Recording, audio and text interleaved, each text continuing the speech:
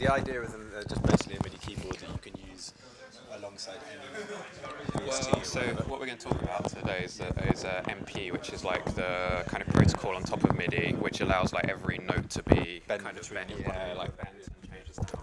Yeah. So other than that, they're kind of they are MIDI, but there's a special version of it. Right. So, for example, if you were running like Serum, for example, could you?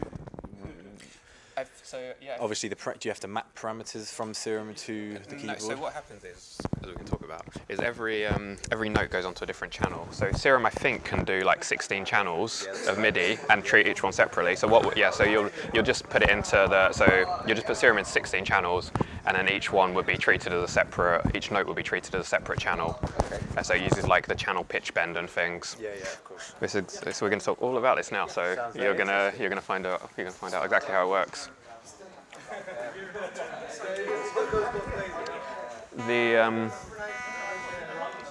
Does that sound right? The visualizer obviously isn't using that equation, but I need to put that. Yeah. Okay. Do you want me to go plug it in? It's not that one that's down there already? They both need sound actually in different parts. Is that possible? I'm sure it's possible. cards, or are you coming straight out the headphones? Straight out the headphones.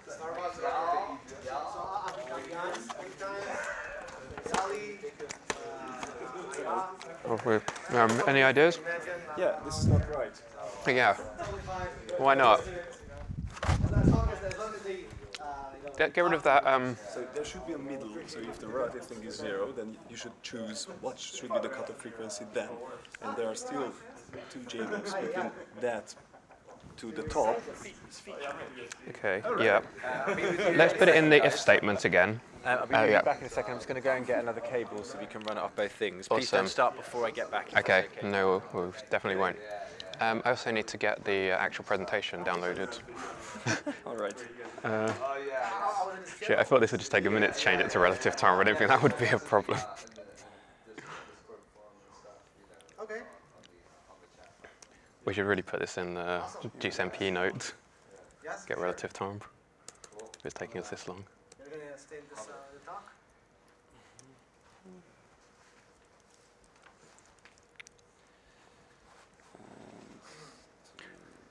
Sorry, are you a programmer as well? Yeah, exactly. Let's try this.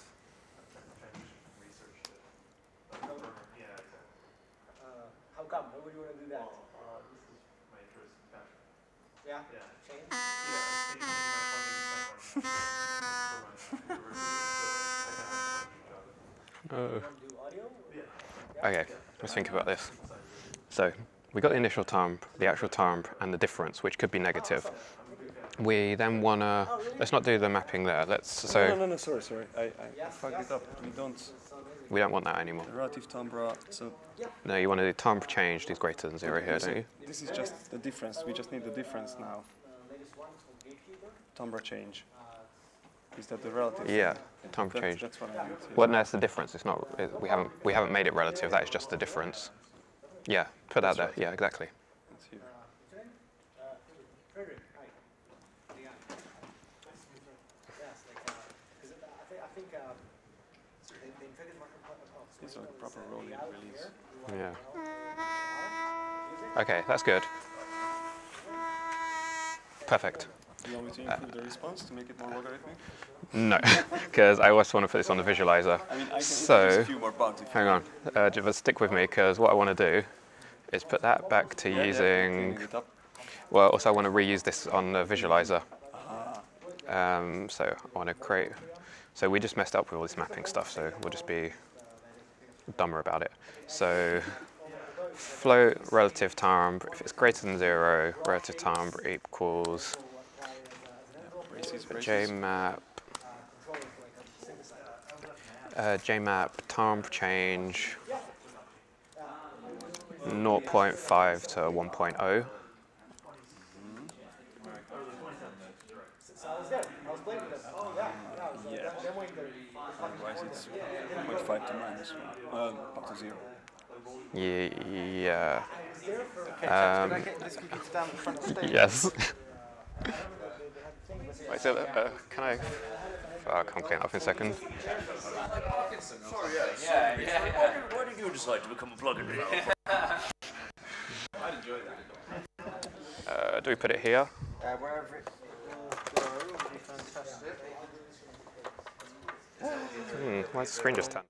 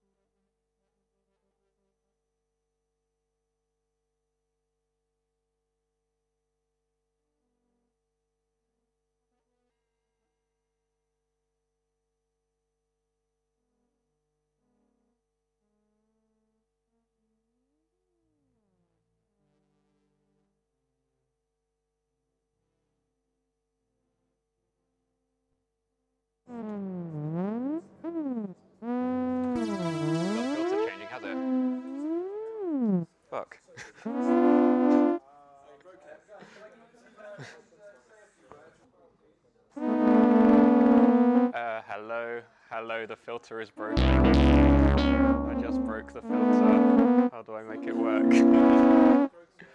I'm trying to get it. I was trying to get it to relative time. So the time of change is greater than 0. Minus time of change.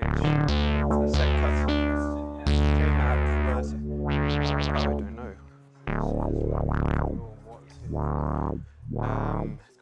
Yeah, but I wanted to look to be understandable. Isn't that if time is greater than 0? Hello. One, Hello. 1, 2, 2, Hello. 2. Hello. Oh, of course, just 0.5 there. All right. Okay. Is there anything I need to do? I was meant to do it live, but actually I'm not going to do it live because it's been so hard Oh, to... if you go and talk to these gentlemen about a mic, they will mic you up so that you can participate in the panel bit. It's even worse, Joel. Say who I am in the beginning and then kind of sit down and then... Yeah, I mean, you can do that. We've got, presumably we've got a radio Yes, mic yes, as well. please. Yeah, all right, just give Timo the handheld, that's fine. Wonderful. I think it's this one. Do you have a... Hello, test. Doesn't do anything. No, I don't. Sure. And also, did you re-upload the Hello, presentation? test. Does that okay, so work? did you re-upload the presentation? I did shared it with you, but we shared with you rather than your drive. So if you go to shared with me, it should be in there. We won't do it from mine, right? That's the one. Download that one. Tell you later. No, it's fine. It's all fine. It's gonna happen. It's not gonna be recorded. And I've got a rough schedule. I'm gonna send I know who's gonna be talking. I'll send yeah. an email after this. You have the Then I'm gonna figure out the running order and then... I have that. Do we have slides for it? No, just from here. It is not going to be. That is like a... Hey, there we go. go. That's really 1 healthy. hour conversation with JB. All right. Many other places just before this.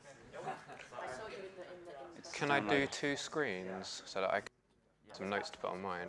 Should be able to do that, shouldn't I? Should. Or I have to think about my notes.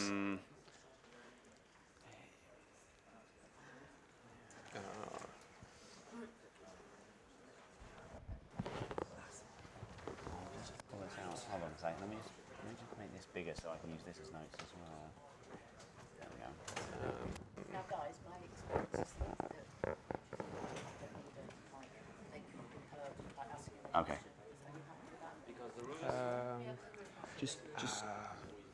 Okay, You just hit play. What happens? Should I go with the other one? Oh, there we go. And you get the next. Perfect. Yeah, Okay, that's good. actually I don't have notes on that, but yeah, that's fine. Okay, This works. I won't use my notes. So you're going to go first, right? Yeah. I'll go first. I'll try and do the first bit in about 10 or 12 minutes, and then so maybe up to 15, and then you've got about 20, and then I'll do the sound design.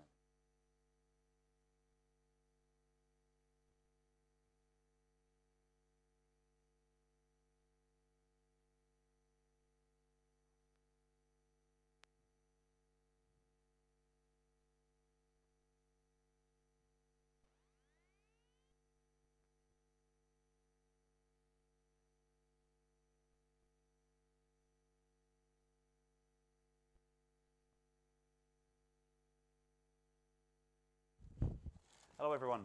So are you ready at the back there with the video? All good? Cool. So today we're going to be talking about MPE and how and why to build an MPE synth. What is MPE? It's MIDI polyphonic expression. What does that mean? It's MIDI, so that means it's backwards compatible with almost all of the existing MIDI stack and toolchain. I mean, never underestimate how big a job. Anytime you get annoyed with MIDI and how it sucks, just think about how big that whole stack is, how much would have to be re-engineered to kind of supersede that horrible old 7-bit protocol. It's backwards compatible, forwards compatible, great.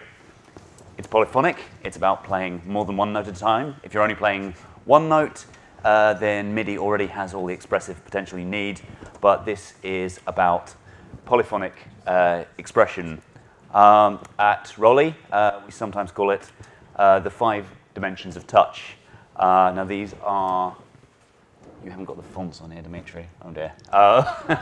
We've lost all our nice symbols. The 5 dimensions of touch, we call them strike, which is how hard you hit a note, glide, which is kind of pitch going up and down, pressure, which is pressing in, slide, which is, if you like, the Z position on the keyboard. It's where on the key you're playing, and then lift, which is lifting off from the key.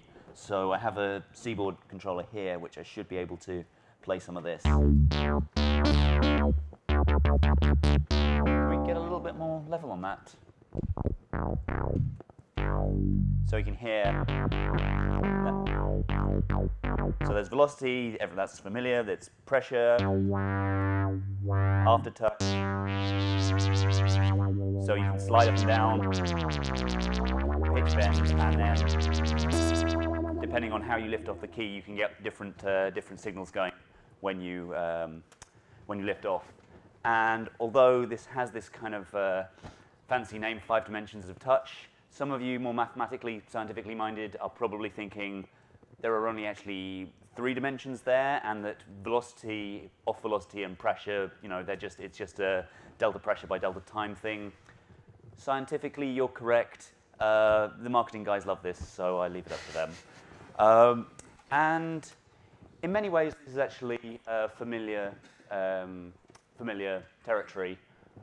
So velocity, these are the sort of hex values of the MIDI messages. So they're our old friends: velocity, channel pitch bend, channel pressure, not polypressure, slide, which is a dedicated controller message, CC74, and then note off velocity, which has been part of the MIDI spec since the beginning, although not widely supported.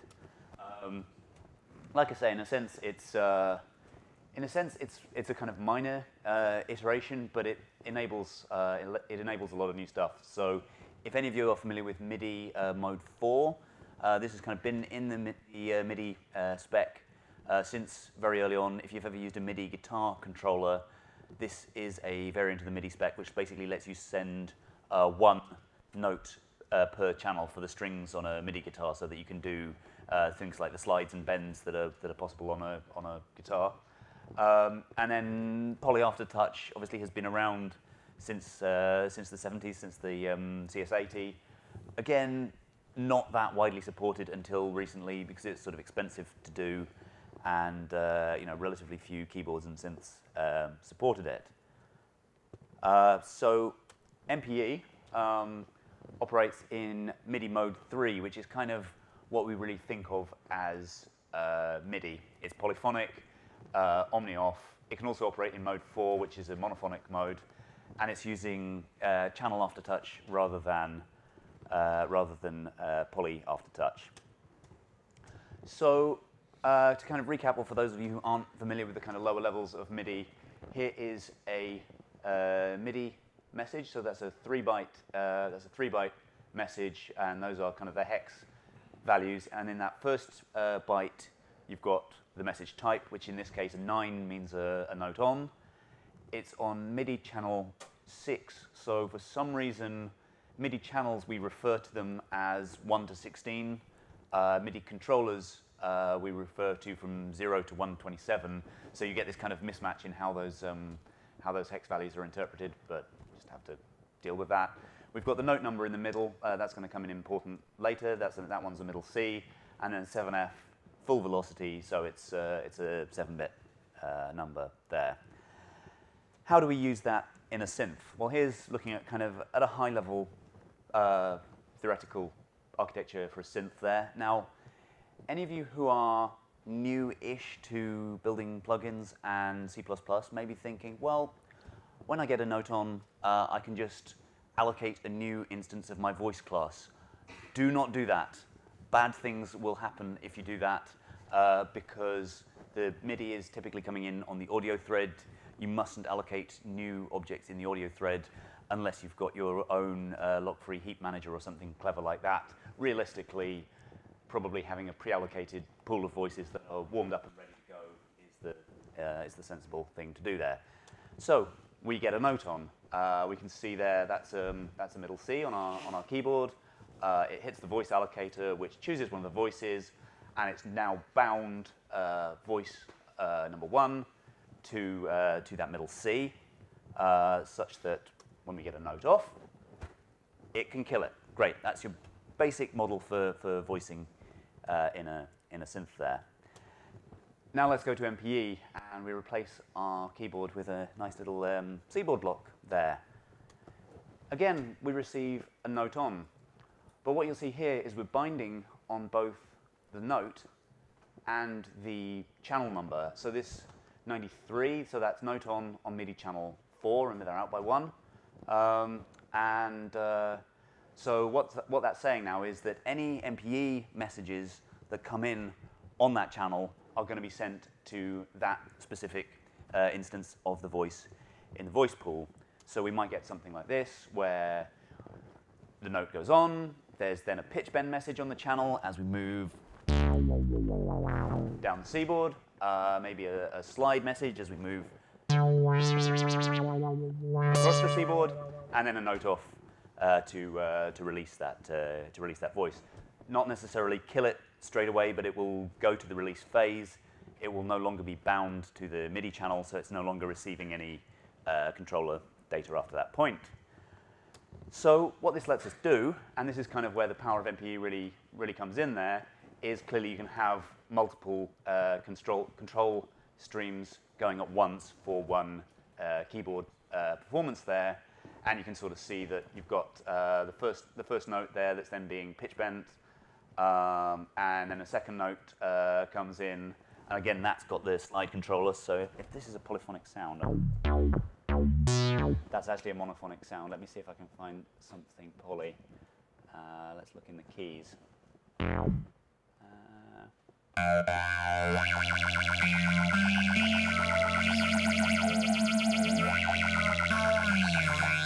So you can hear, I'm not a great keyboard player, but you can hear that there are multiple independent control signals going on there.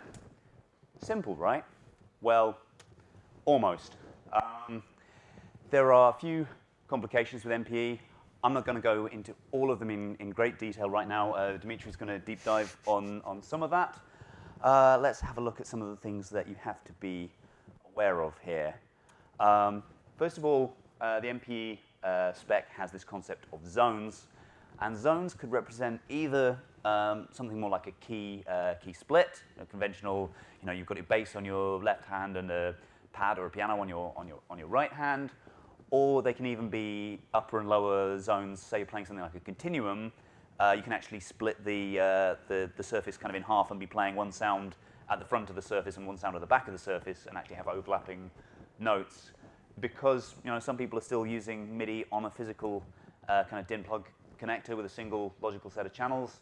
They wanted to support that, and the channel spanning for this can vary, so that can be configured during the session to basically change the channel range assigned to each of the two zones. Another thing we have to be aware of, MIDI, once you go beyond your sort of simple level of note-ons and note-offs, it's not atomic. Now, if any of you have dealt with NERPN messages in the past, which are these sort of wider-ranged MIDI controller messages where you can basically send like a select message and then select high, select low, and then a value as 3 different messages, that's no longer atomic. Those are 3 different events. And when you're merging streams or rearranging things, that can cause you all sorts of problems there. And one of the things that we have to do for MPE, because with a C-board, when you play at a note on, it plays, it will always play in tune. It doesn't allow kind of in-between note tuning at the point that you strike the key, but there are plenty of MPE controllers that can do that and that do allow that style of playing. So we want to be able to send a pitch bend message before the start of the note. So you kind of need to be tracking that before you trigger the note, be aware of the state of pitch bend and slide. Not pressure, because by definition, if there is no note yet, there is no pressure on the note. But you kind of have to track the state of those controllers. And when you're working in a DAW, in a host, they don't guarantee anything about the ordering of events that have the same timestamp on them. So there's various kind of bits of fudging you have to do to just make sure that the events that actually are supposed to arrive before the note actually do. It's not ideal, but it works well enough. Pitch bend ranges is another thing that you have to kind of be aware of. It's plus minus 48 is the default for MPE, but it is configurable. And then with slide, so this is this controller message CC74, slide is transmitted as an absolute value. So it will transmit as, here is the position on the note from typically the front to the back. You could have a different physical arrangement to that. But it's transmitted as an absolute value, although when you're actually playing it most of the time, what you want is a relative value. So let's say you're playing a percussion sound, you might want a different timbre in different places when you contact the key. But for most things, what you want to be able to do is play anywhere on the key and then bring in whatever the effect on CC74 is via the slide. So you need to think about sort of absolute to relative conversion there. And then finally, when it gets to the sort of more advanced operations, which Dimitri's going to talk about, merging binding voices to channels, channel reallocation, and building things like arpeggiators, things get a little trickier, and we'll cover that a bit more later on. So Dimitri has done some work on building MPE synths in JUCE, and I think you're going to show us how to build one, right? Yes. Over to you. So hi, I'm Dimitri. I work at Rowley as a software engineer.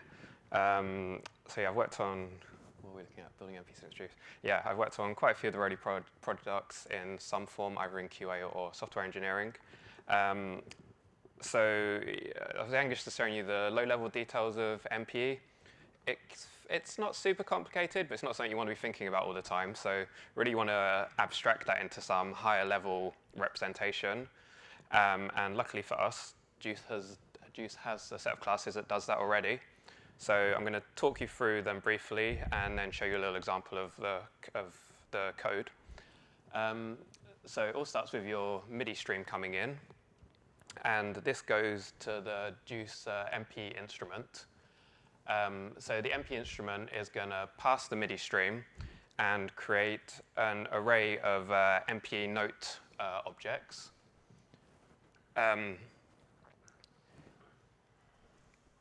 So this needs, the MP instrument needs an MP zone layout, like Angus talked about. So this is kind of the configuration of your MIDI stream. It needs to know which channels are going to be notes, which channels are going to be global channels.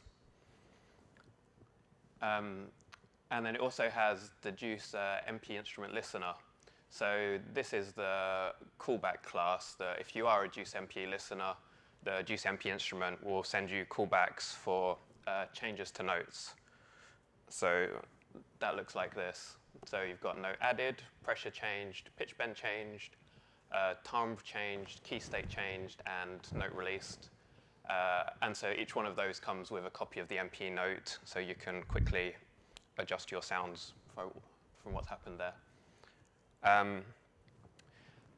So if you're making something like a visualizer, you're probably going to want to interact directly with the MP instrument and the MP notes. If you're making a sound generator, then JUCE has given you even more. There is the JUCE MP synthesizer. So this adds basically voice allocation to the MP instrument.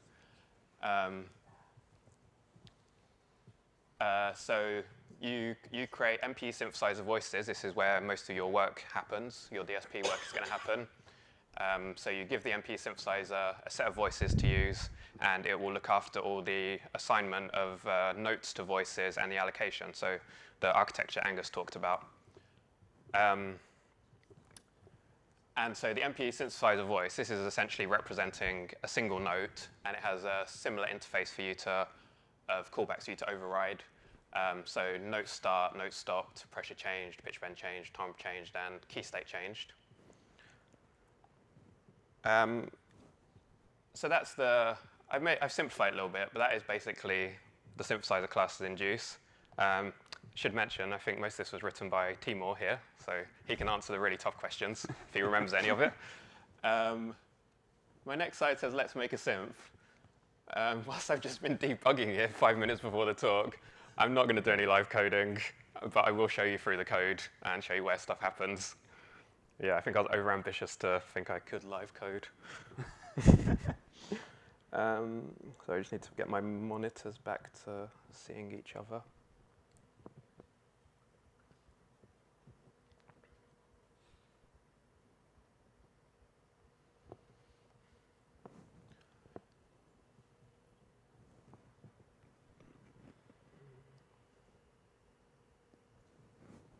Can everybody see that? A little.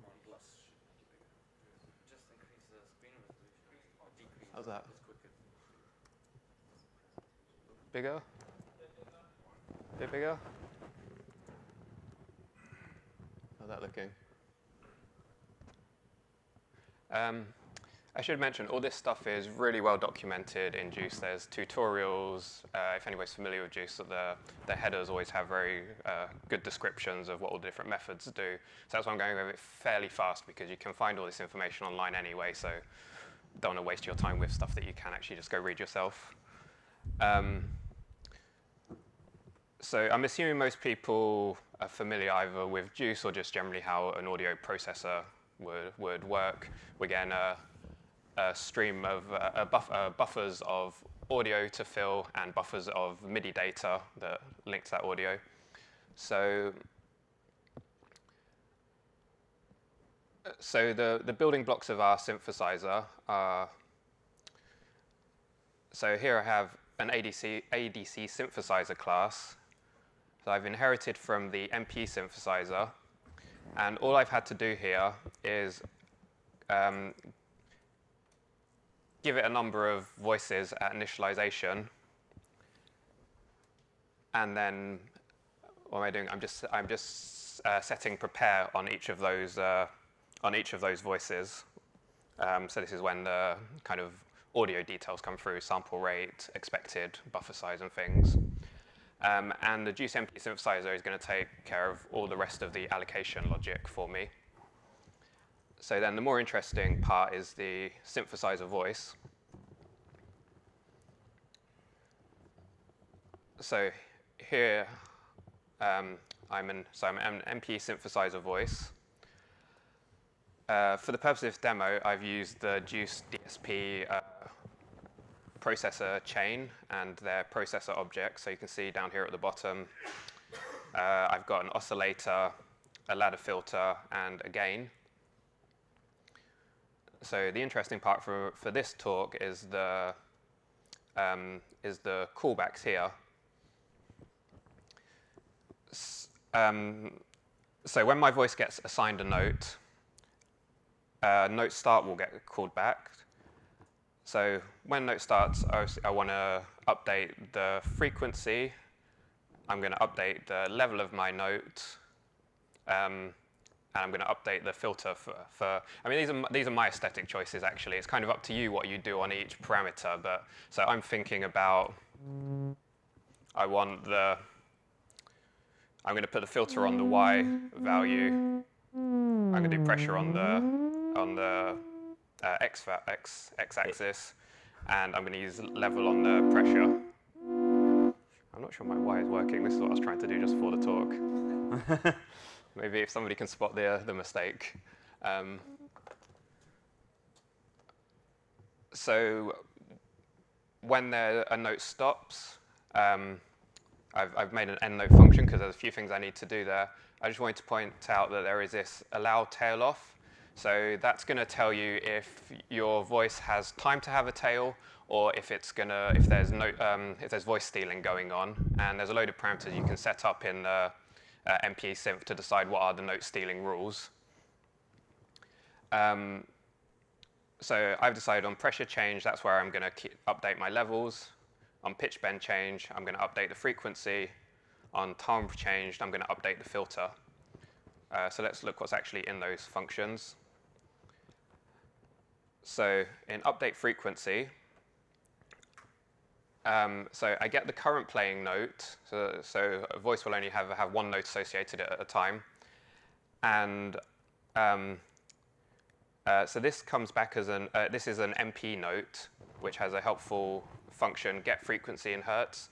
So this is going to be the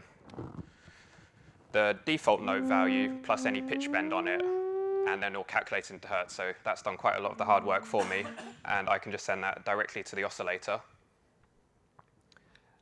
When I'm updating the level, so again, I get the current note, I get the pressure. It might be interesting to look into that, what the pressure is. This is an MP value. So because the MIDI values can come in as, some of them as 7-bit values, some of them as 14-bit values, JUCE have kind of normalized this in an MP value class, and then you can ask for the value back in a load of different forms. So you can get it back in 7-bit, 14-bit, unsigned floats, signed floats. So here I'm always using the unsigned float, so that's going to give me a 0 to 1 value. So there I'm just setting the gain. This is the bit that I was desperately trying to get working. Okay, there's the problem. I don't want that line there anymore. I'll rebuild that. Okay, so update filter is a little bit more complicated because, so one way that MP synths can work is, and quite a few do that are currently out there, is with this kind of relative value for the timbre. So yeah, hopefully you can see on screen is showing the actual position that I'm pressing. Oh no, it's not. It's showing the relative position. Oh, actually, my keyboard is set to set relative as well. It's a little bit complicated in the MP spec how this relative stuff works, but basically, there's your initial where you've pressed, and that comes before the note on, and then there is the updated values that come after the note on, and so the initial before the note on value is used as a center position, and everything is plus or minus relative to that. So you can see this little bit of code here. I'm calculating a relative value. Obviously a little messy to do it right in line like that. I should have a helper function for this. We'll talk about this a bit more in a minute where we get into the more kind of sophisticated MPE problems that you might face. But this is really up to the designer's discretion decision. How do they want to use the values that are being given to them? So like I said, this is quite, in the synths I've seen, this is quite a common choice to make, but nothing says that you have to do that, and you have the raw values to decide how you use them. And then in the end note, so I'm setting my gain to 0, and importantly, I'm calling clear current note, which lets the voice allocator know that I'm finished with this voice. So if you're going to put a tail on the note, you need to keep hold of the voice until you finish the tail, and then tell it clear note.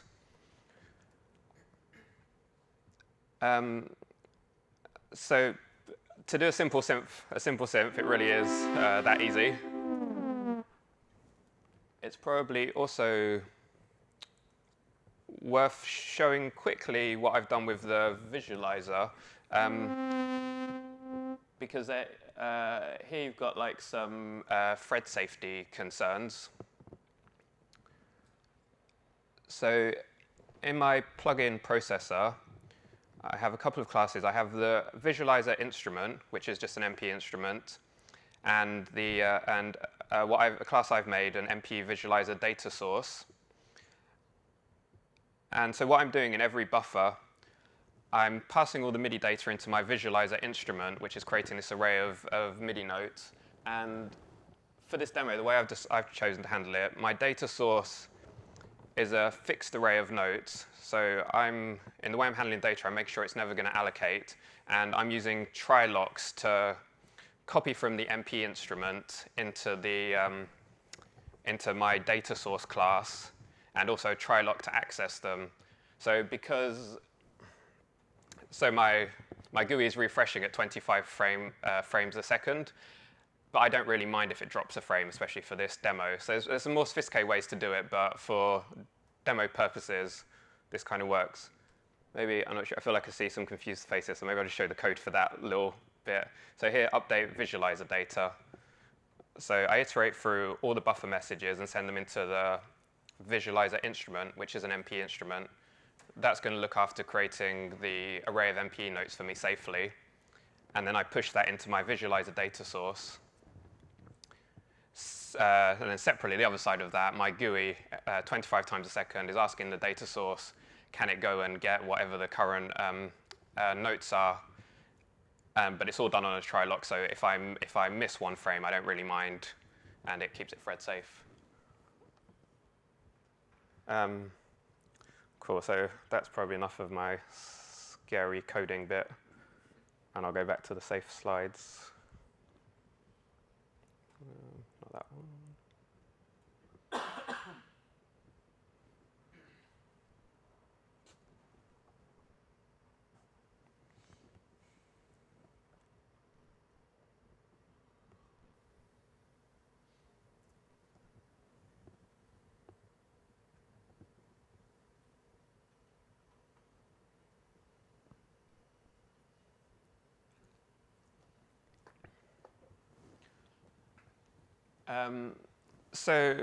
Yeah, hopefully this kind of convinces you that making an MP sound generator visualizer, if you're using something like JUCE, it's actually pretty easy. A lot of the implementation details have been taken out of your hands. Something that doesn't have such great libraries and tools around it yet is when you're wanting to do more advanced stuff, when you're generating MPE, and especially when you're editing MPE. As we discovered at Rowley in some of our products, there's a lot of gotchas that you have to be careful of. So I'm going to give you a few examples of things that can happen here, and hopefully anybody who wanted to do that kind of stuff, it'll go into the right kind of mindset of how to think about MPE data so that you can avoid these kind of problems. So channel clashes is one to be aware of. So whenever you've got multiple MPE sources coming together to go through one sound engine, you're risking potentially, again, channel clashes. So let me give you some examples of this to make that a bit clearer. So when you're recording overdubs to a single track, you might be using the same instrument, and every overdub you record, the instrument isn't aware of what channels have already been taken up, and the recording isn't aware, well, I guess the recording isn't aware of what channels you want to use. So potentially you're gonna put in data that is using the same channels you've already used.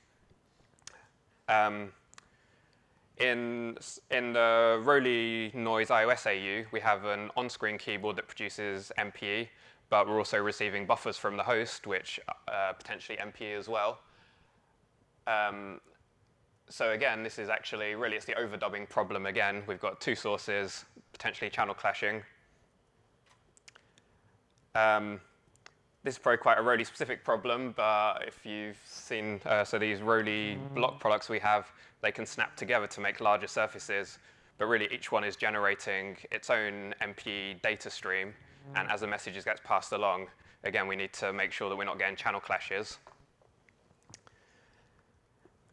And last one I've put on here, but it's kind of a special mention, an honorary mention, is if you've got recorded MPE notes and you move them around, again, you're going to move a note on a particular channel to overlap with another note on that channel. The examples I'm about to give you now will solve the first three problems. It won't solve the last problem, but you'll have the right way of thinking about it. I'm sure you can work out how to deal with that one yourselves. Talk about it in the Q&A. You can ask me more questions about that. Okay, so here is, I wonder how I play video. Okay, so here is 3 soloed overdub takes, so you can hear what the source material is.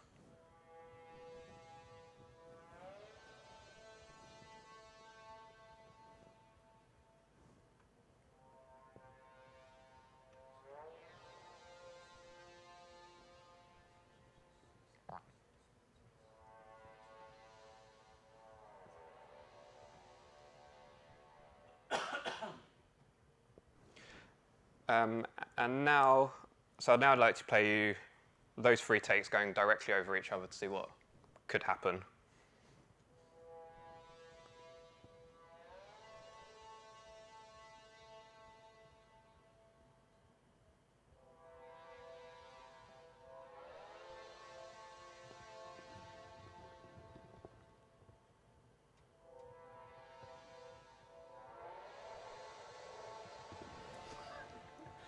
I kind of like how it sounds, but it wasn't exactly, wasn't what I was expecting. So what's happened here is on the second and third takes, the last notes on the second and third takes have ended up on the same channel. So when this gets sent to the sound generator, so the pitch bend messages have just been merged directly by the DAW, just put on top of each other. So you can see that along the bottom in the automation lane.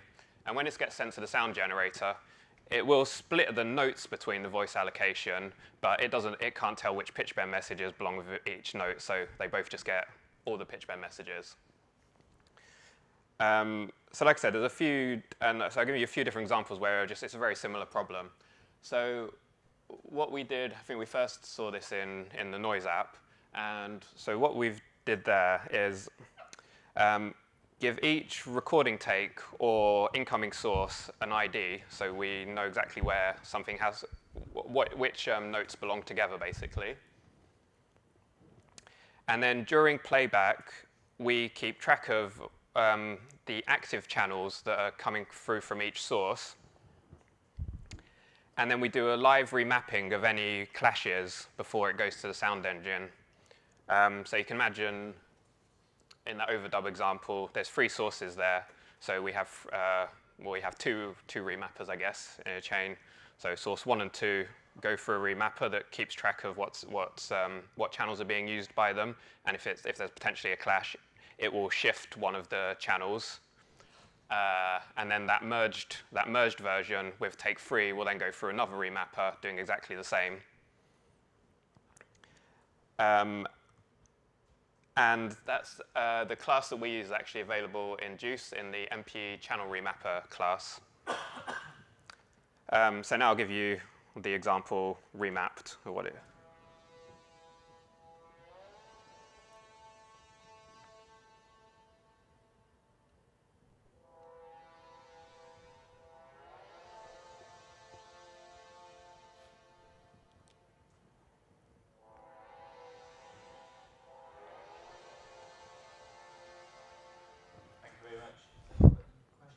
Oh, we done?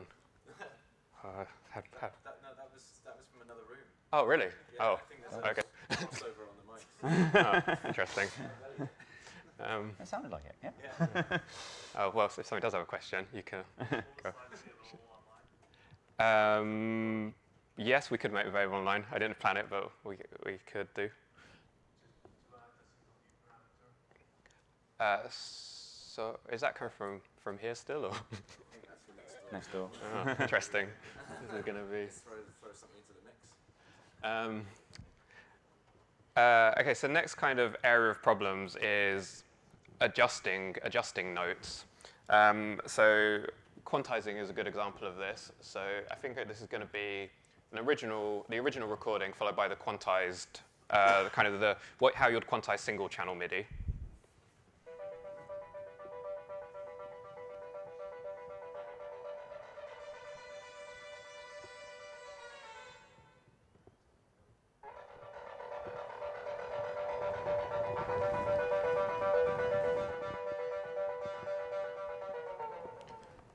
So here in that second example, the notes are on the beat now, but the tone of the instrument is totally different.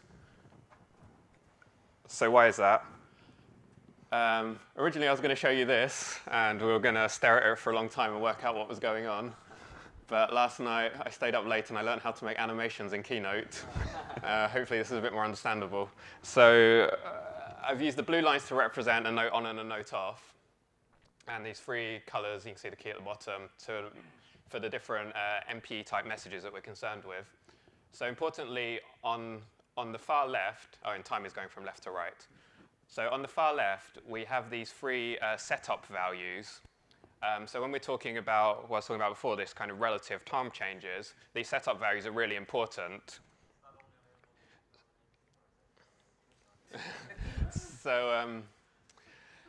So when we do like a kind of the kind of normal quantize you'll see in a DAW that's used to single channel MIDI, this is hopefully what will happen. We just move the note on, and so essentially we've lost the relative values now. They're coming in the wrong place. It's undefined behavior. We don't know how the synth is going to interpret this. Probably whatever the last values were from the previous note is going to be considered the relative value. So if you heard in that broken example, everything, the timbre had kind of shifted in weird ways. So what we really need to do when we're quantizing MP MIDI is also move those initial values. There's still a slight problem with this because now we have this gap after the note on, where we're also in a bit of undefined territory. We're probably going to end up being whatever the initial values were for that little time slice there. So what we do in noise is also move, though we go find the first values for each, for timbre, channel pressure, and pitch bend, and also move those back so they happen directly after the note on. Another way you might tackle the same problem is to move the whole note, including those values. There's a bit of a musical decision to make here because we are changing the sound of the note now. And then here is the fixed.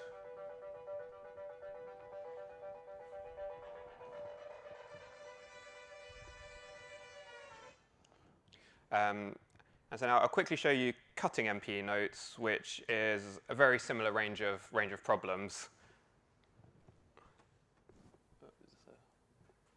Oh, hang on, sorry, my video was meant to play there.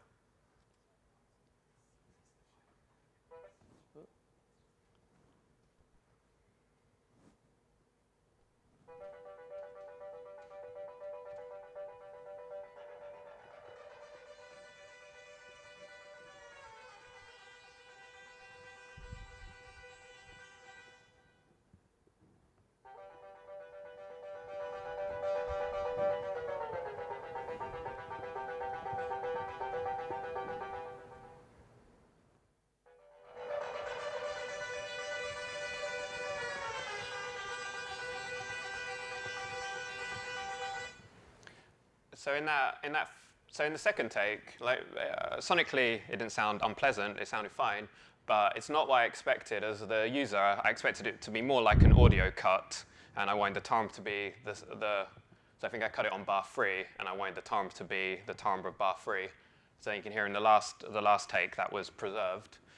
So again, the MIDI events, if you're really interested in that, or my hopefully nice animation.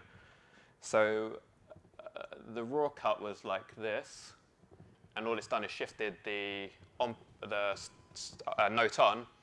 So now our relative timbre change becomes that yellow dot before the note on to that yellow dot after it, and this is actually quite a small change compared to the original recording. So again, what we need to do is when we do a cut, we need to go find the initial values, move them up, and also the last values before the cut to move them directly after the note. So again, this is what we've done in our iOS app Noise. So I think now I'm handing back to Angus to talk a bit more about the aesthetics of MPE. Yeah. So we should have about 5 minutes to take some questions at the end. But before we do, I mean, I'm guessing that a lot of the audience here are plugin developers, virtual instrument developers. So there is implementing the protocol. There's the nuts and bolts of receiving the messages, and then there's what you actually do with that information once you've got it, and that's sort of something that we've put a lot of research into. Really, very atmospheric. I like it. So yeah, we're going to need a bigger mod matrix, basically, to do something musical with all this lovely expressive data. So I'd like you to think out of the box a little bit right now in terms of sound design as being a user experience. Normally we think of UX as being a kind of visual design meets information architecture kind of a discipline. If we're talking music, then actually our users experience playing, performance, and sound. And the kind of classical model with plugins has been we make an instrument and then the musicians make some presets on them, or sometimes you might ship them a library of fairly kind of static presets. But really what we're thinking about here, certainly when we design instruments at Rolly, is how to empower this guy in the middle. So over on the left we've got Jolt DSP engineer and possibly serial killer. So working at the kind of the code and algorithms and kind of synth design level, and then that in the middle is Raphael, who's our sound designer. So he is kind of a musician turned scientist, synth wizard and knob twiddler, building presets on those synths for then somebody like that's Marco, one of our product demonstrators, a musician, to actually play on the keyboard. And you can probably imagine that, you know, when you're creating a sound that can be interacted with in so many different ways by the end user, that's pushing a lot more work onto the sound designer's plate than they may be used to. So we have to build tools that make it easy for this guy in the middle to get his job done there. I mean, I will say this is not the only way to go with MPE. You can build MPE products without thinking in that way. This is Granularize on the left, which is a granular synth that somebody built in as a Maximus P patch for the Seaboard Rise. It's a lot of fun. And on the right is the Swam sax engine, fantastic MPE instrument, also integrated into Roly Noise, or the engine from this is. And this is not about giving something big to sound designers to create new patches for end users. The developers of this product are really creating the sound of that saxophone and then putting it straight into the user's hands to play. So the kind of building a big synth for a sound designer isn't the only way to go, but it's an interesting problem to solve. So let's talk about that a bit. So this is kind of the evolution of the kind of mod systems that you need to really drive one of these synths. Anyone from Clavier Nord in the room? Oh, that's a shame. So this was kind of one of the inspirations, although that is a long way before MPE. You know, that's a fish, and we're on mammals now. But very influential, very inspiring product, because what they've done is taken these enormously complex modular patches that you could create with it, and then map that out onto a sort of fixed set of performance controllers. Similarly, if there's any deadmau5 fans in the room, I still get inquiries about this weird thing that he streamed on YouTube once 10 years ago, which was a prototype FX expansion synth that was never really supposed to leave the building. That's artists for you. But that is a kind of an SH101 inspired synth that had the beginnings of this mod system. Synth Squad is kind of the sort of commercial derivative of that. And then in 2013, the Seaboard Grand came along. Here we are almost at MPE. This thing is, it has multi-dimensional, like polyphonic expressive MIDI, but not yet the MPE standard. And then on the bottom row here is the kind of, these are the modern day fully MPE compatible synths there. So Roly Equator and 2 FX expansion synths. And really the key to all of these instruments is the ability to map control signals coming in from something like the Seaboard onto any of these any of the parameters that are going on in the synth engine, giving the sound designers the tools to make a sound that really moves around expressively in all sorts of different dimensions as people play. What do the sound designers excuse me, ask for in doing this? I mean, the number one thing is these curves. So if you're building a product that supports MPE, it's not enough to be able to just say, I'm going to take my slide value and map that to filter cutoff 0 to 1 full range. You know, you need to be able to map it over a set range. You need a depth. That's part of it. But then, you know, as you have these multiple axes of control interacting, it's really important to be able to tame the sound, like say adjust the gain based on the value of one or more parameters. So these sort of transfer function curves, these are the ones at the top here are from Equator, and actually for each of those different dimensions, it's got 4 assignable curves that basically let you, so let's say you're opening up your filter with pressure, but that's making your sound too loud when the filter opens up to full brightness. you can have another curve there that's then reducing gain a little bit just as pressure reaches its full value, and that's the sort of thing you can do with that.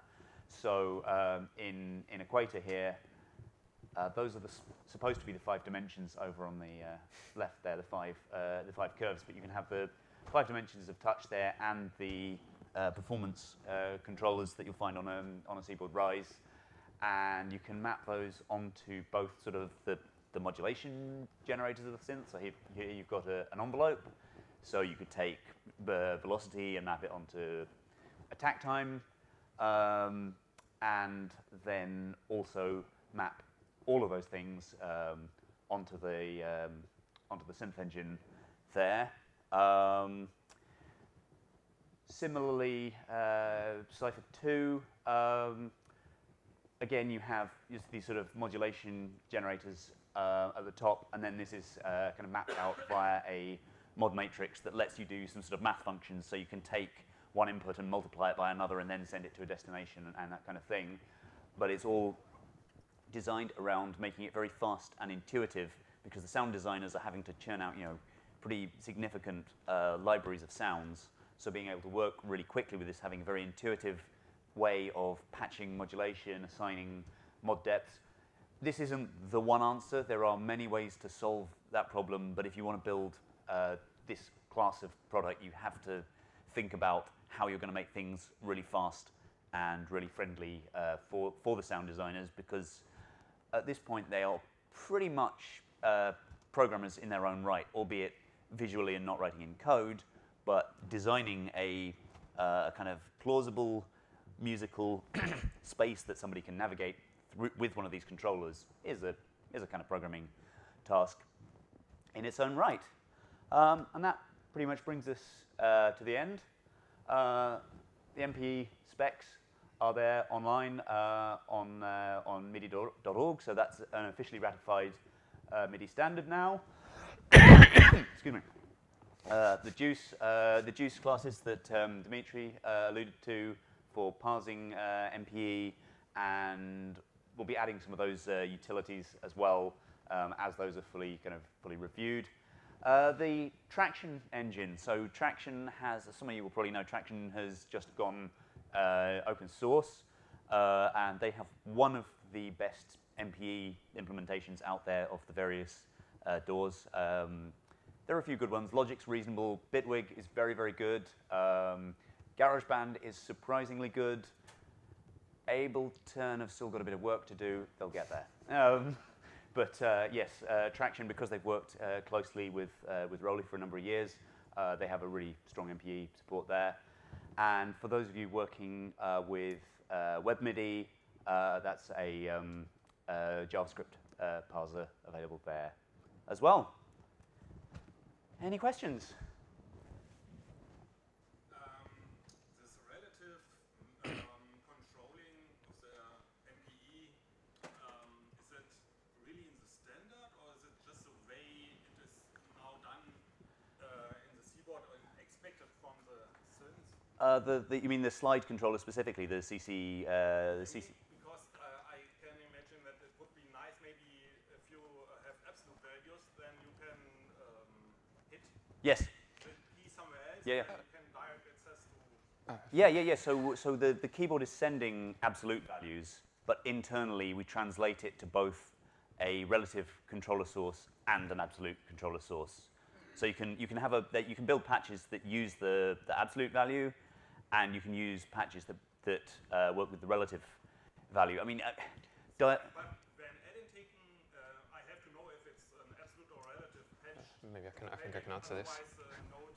Otherwise, Yeah, so what is in the standard is that before the note on, you should send these setup values, and then after the note, you're sending the actual values. So then it's up to the user of them, the sound engine, to decide if it wants to make a relative conversion. So you are receiving the actual values, but the bit that is in the standard is that you need to send these setup values before the note on.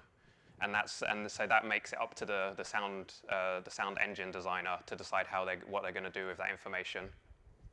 But if you're getting the message before the note on, what do you do with regular MIDI? what I was asking is, regular MIDI, you can have multiple notes on the same channel. Yes. So how are you dealing with pitch bend before the note?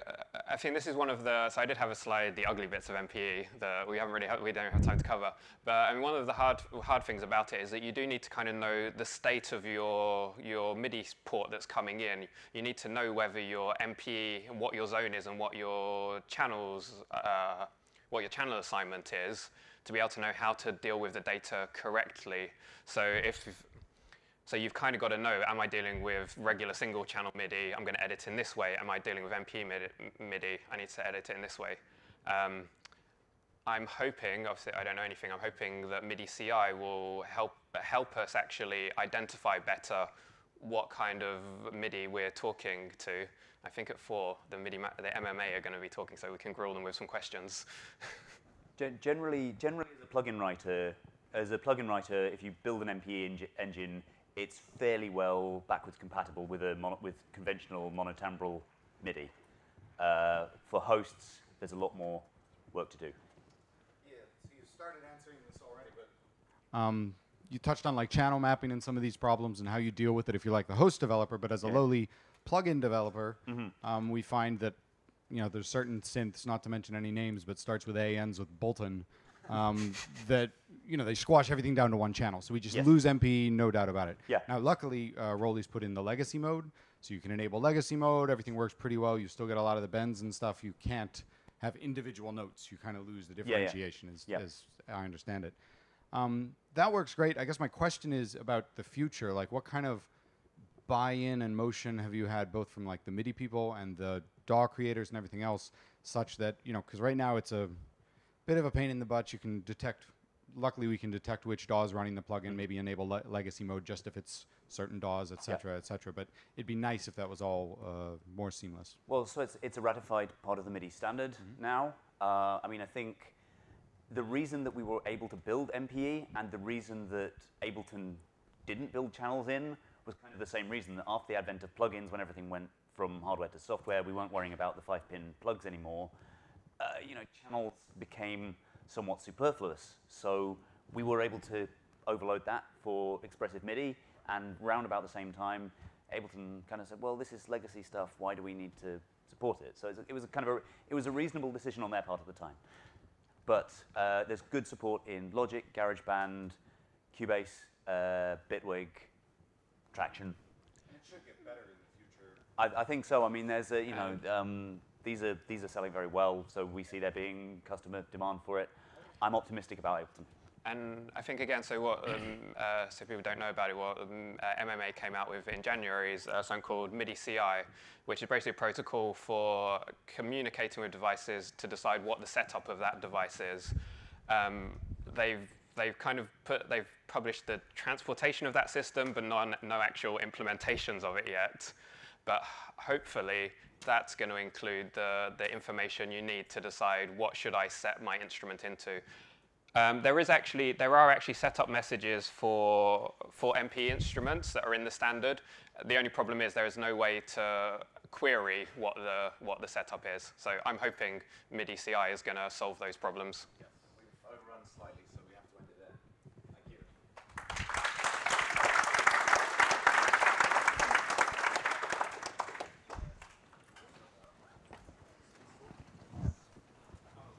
Hey. You were sharing? Of course you can. Yeah. Sure, I don't have a business card. I can give you my email address. Yeah. Because I've been trying to look for an example where I could implement an MPE sound. Okay, so in JUCE there are tutorials for. So there are tutorials if you look on the JUCE. I just didn't see the way that you laid it out with the 3 dimensions being controlled. Yeah, I'll give you my email address. You want to email me? I'll be happy to share you.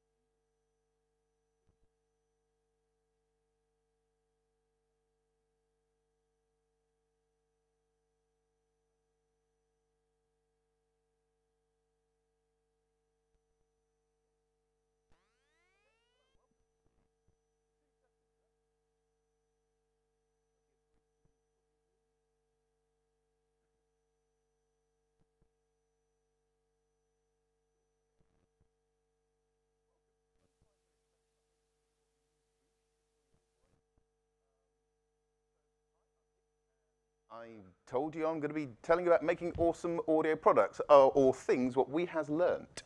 So, I am Director of Software for In Music. If you do not know, that is Akai, Elasis, M-Audio, Air, Den and DJ, just a whole load of super fun MI products, and we make really, really sexy things. I'll show you some of those in a second. I'm also a programmer, author, columnist, teacher, conscientious coder, written books, magazines and things. These days, a little bit more on the pointy-haired boss side of things, but I still write code. Now, these are the sexy things we make, and these are some of the things I will tell you a little bit about, some of the war stories or things we have learned, and then if you have any questions, just ask me stuff. So, like music production stuff, the MPC is super popular. These really sexy DJ products, and also we've got a whole load of these we're showing on a table over there at the back in the coffee area. And if you haven't had a play with them, come over and have a look because we love them. They're very sexy. These also guitar products. We've just released this one, super cute, super small, sounds awesome. So really fun stuff in there. We have dev offices all around the world as well, just a global software development organization, which is fun. I've just been in this sort of nebulous, not existent area down here in New Zealand, setting up a new development team, which is kind of fun. But yeah, we even have people sitting in their underwear in the south of Spain, coding on things for us.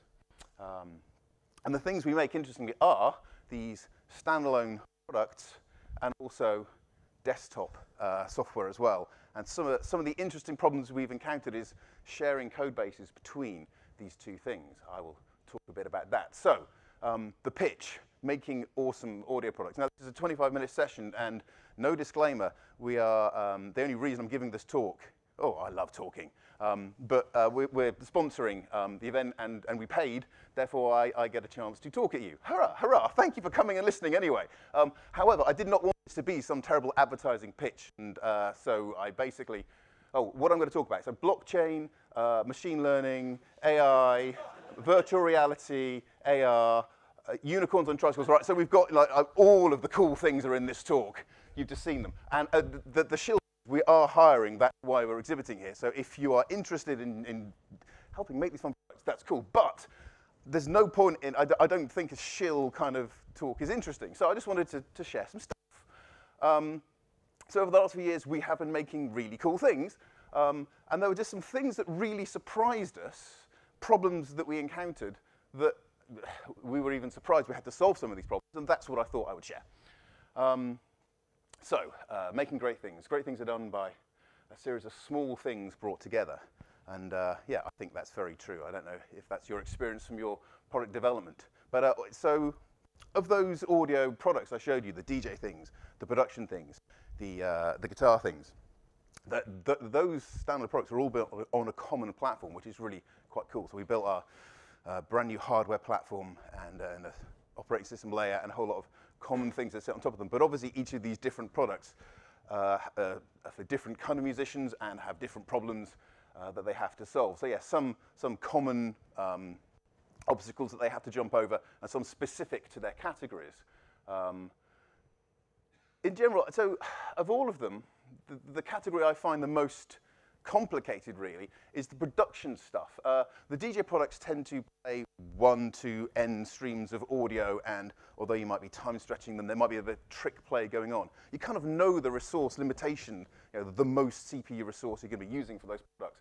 The same with the guitar products. Actually, they're super impressively engineered to get the maximum kind of effect capability out of a constrained environment. But once you've built a signal chain, you kind of know the CPU load that signal chain is going to take. The production products really keep me awake at night because they might sit there doing nothing for 2 minutes and then somebody plays 48 notes on the keyboard at once. I don't know how you do that with 10 fingers, but 48 notes on the keyboard at once and you've got to instantly respond and not go wrong and then carry on. So those tend to be more dynamic, but they all have individual things we have to solve. I'm just trying to find motivational quotes about awesome things. Kanye West, come on. People always tell you, be humble, be humble. I'm a very humble person, just like Trump. But when was the last time someone told you to be amazing, be great, be awesome? Yeah, let's make awesome audio products. Category of things number 1 of the product design. This is really fascinating. I mean, it's kind of obvious, but we just released a new update to our MPC line of production, it's a drum machine sampler, audio track recorder. Now it has synths as well, really sexy sounding synths built into this product. They are awesome. Okay. One of the things we spent an awful long time doing is building a new user interface layer. I mean, it's sexy. It's got this 7-inch touchscreen or a 10-inch if you've got the MPC-X. Really kind of visceral hands-on thing with a knob. Hello, everyone. Can you hear me? Oh, hooray! Next to the voice of God from next door. Okay, I won't be thrown. So, really kind of fun product. And the UI was rich already. But we built a new UI layer to help make the insert effects and the synthesizers, that I'll show you in a second, look much more appealing. And here's something. In a previous talk, I don't know, a whole load of people have mentioned the talk I gave 2 years ago, and I'm glad you enjoyed it. I hope this one is as good. But there I said, audio wins over the visual. You cannot ever glitch the audio. You can screw up some visual thing, and the brain will forgive that. But if you screw up the audio, game over, especially for audio products. However, it is actually fascinating the power of the visual. So this was our generic sort of parameter editor. It's a soup of pointless sort of, I mean, they're labeled. They've got values, and this is a little knob you can drive up and down. It's quite clearly obvious how you use this. This sounds much better. And I mean, it is kind of obvious, but and we built this because this is cool. But the comments we got from users as soon as we released this, especially for our insert effects, which only had, like, some of them only had like 4 parameters, but you replace these 4 parameters with 4 knobs that just look slightly skeuomorphic. This sounds so much better. It's like, okay, fine, cool. It sounds better. It is. It's much more fun to use. So that was it. It was just an interesting observation. And we did it in the GUI as well. You clearly, I mean, this is a more humane interface, isn't it? And I feel more musical. I can do more musical things. I can interact with things in a more understandable and visceral level. And to be honest with you, these things, we've got the wave shape kind of updates as you tweak it. You understand what's going on. So it kind of makes sense. But it sort of surprised us how much more valuable it made the products feel. And to that end, a lot of what we're building, because we are building, it's not just virtual software synthesizers, but we're building hands-on controllable things. A lot of what we obsess about is the workflow and giving those things to the users and putting the controls under the knobs and on their fingers. Those are things that we do really nicely. And so we sort of obsess about how the user interface maps to these knobs on the product and giving people the most hands-on experience they can possibly get. On the product design side, one of our other interesting problems is our eyes are much bigger than our stomach, in that we want to do loads of stuff. We have so many products we want to build. We just don't have enough people. And do you guys have this? Prioritization is actually hard. Sometimes there are the things obviously you have to build. If I have a piece of hardware, every button has to do something. It's embarrassing to ship a box with that button. Don't push that button. That button doesn't do anything. Reserve for future use. You don't do that. But after you've done that, there's so many things we want in our products. We just literally don't have enough people. And when you release a product to the market, everyone's feature request is urgent. I don't know why they don't do this thing. And we love our users. We love that they're excited and passionate about it. But actually, just genuinely a problem that keeps us awake at night, that we wrestle with, we're permanently reprioritizing, which is the more important thing to add. That's a fascinating problem. I don't have any solutions to that. That's just a fascinating problem. But hey, making cool things is fun. And I'm glad we have that problem. Perhaps the more interesting set of things what we have learned are in the area of constraints. Constraints about what we can build and the platform we're building on. Again, in that same previous episode, I said this. So I gave a talk. It was called The Golden Rules of Audio Programming, and sort of some of the punchlines of that. There are certain things you just do not do on the audio thread. You can't do these things. You must not do anything that might stall the audio thread. You're all audio professionals. You know this stuff. No locks, no memory allocation, no logging. Just literally, don't do anything. Just generate some silence. Great synth. So don't do any of that. I also told you how to break those rules. That's fine. And I did mention at the time, it's important to know what your deployment target is, your deployment platform is. Then it was with respect to if you're running on a multi-core system, then make sure your audio path is multi-threaded, exploit the system that you have. Kind of the punchline I have here is our system exploited us. So end previous episode. The thing that we learned, we had surprising coupling. Our code was good, but we were more coupled than we realized. So yeah, the desktop world is not the same as the standalone world. And I don't know how many of you, how many of you guys actually work in embedded environments yourself? A fair smattering, interesting. So yeah, hopefully some little wry nods, maybe. Or maybe you've not been kicked by this one and we just suck. But yeah, so some of the products that we build in the embedded environment. As I thought I was. Sorry about that. Some of the products that we build came from the legacy of a desktop piece of software. We designed them carefully. We ported them carefully, and we did work very hard. Some great works performed not by strength but by perseverance. We had to work very hard to get these things naturalized onto a new environment. However, the coupling hit us in some surprising places. We should decouple all of the things. We should keep our audio thread lock-free and completely separate from any other part of the system, and we did. Our code was clearly separated. However, we ended up with surprising performance problems. Our audio thread would stall, and we had literally no idea that there was no lock being held, no no races, no deadlocks, no anything between our UI thread, audio thread, yet the audio was stalling. Why was that? Well, oh, goodness gracious me, I like my quotes. I don't know. That's there. That's cool. It's a good quote though. So we had this CPU platform. It was it was a cool CPU platform. It's very powerful. Yet basically, it was haunted. And that is, so it's a constrained platform. And so the resource we were contending over was cache. Not Johnny Cash. It's tenuous, but it's good. Not Johnny Cash, but if we were doing something on the audio thread that was completely decoupled, sorry, on the UI thread that was completely decoupled from the audio thread, but happened to be sufficiently memory bandwidth intensive, we destroy all the have I killed your microphone? I don't know what's happened. I apologize. Well, there you go.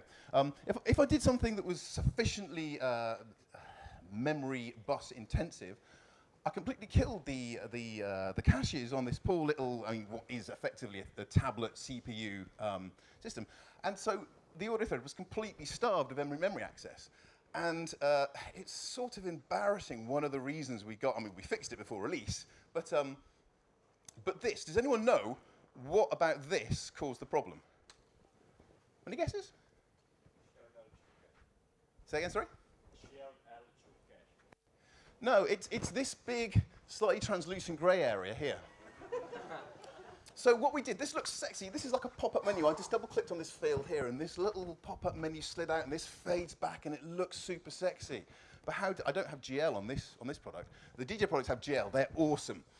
This doesn't have GL. Kind of should do, really, shouldn't it? Because what I did was I draw the background of this, and then I draw a slightly opaque black rectangle over the top, and then I slide this out over the top. It looks really nice, and if you keep updating the background underneath, you can see it through. But what I'm actually doing is I'm slaughtering the memory bus, because I clear the screen, I redraw this thing, that sent a lot of pixels over to a frame buffer, and then to sort of multiply this slightly translucent black, I have to read every single pixel again, and rewrite every single pixel again, thereby basically just completely thrashing the cache.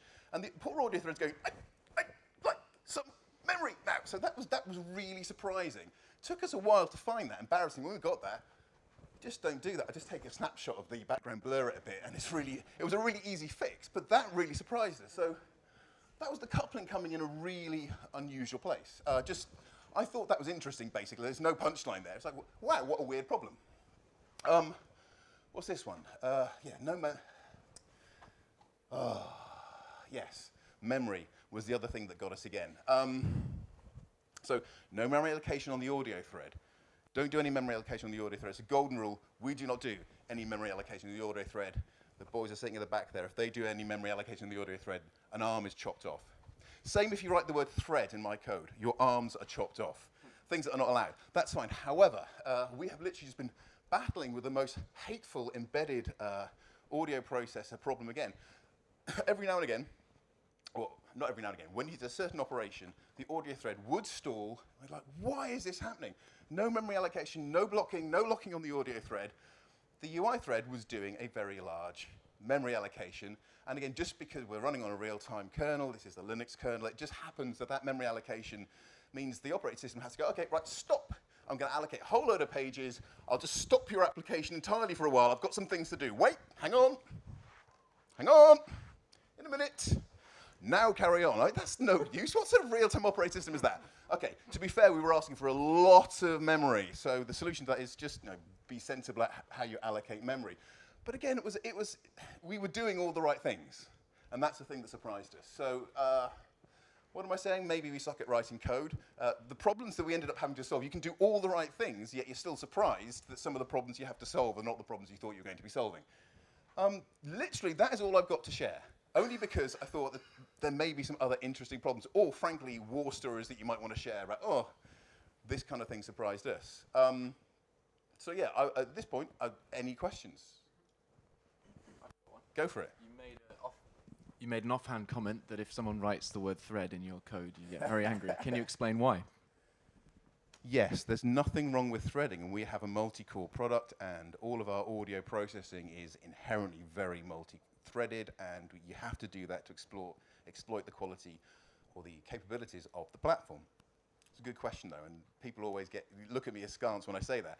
Anyone who writes the word thread, as in I'm going to create a thread, and then I'm going to write the run function, usually they don't clean up that thread correctly. It's actually very hard in C++ to write thread properly. You should be using a higher level primitive than the word thread.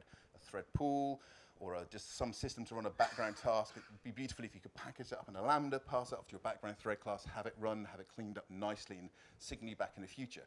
That's what you should be doing. So that is highly applauded, and almost always, unless I know that you are trustworthy, if you write the word std thread or JUCE thread or whatever, you are going to cause an explosion sometime later in the future, even if you don't realize it. So yes, that's the general threat of limb removal for thread. Any other questions? Cool. Seeing as you said you were hiring, do you pass the Joel test? Do you remember the Joel test? Yes, the Joel test. I think we do. So CI, yes. What else have we got going on? Code reviews, mostly. Fixing bugs before releases. Bugs are prioritized. So we don't fix every single bug again, but the things that are significant, yes. What else? What else? I don't know myself, but we strongly aspire to, yes, yeah. Let's say pragmatically, we don't do as much as we should do, and we're investing more in doing it, so I'm not happy because we don't do it enough. We do it. And the unit tests that we have, I'm very picky about this as well. The unit tests that we have run as part of our build.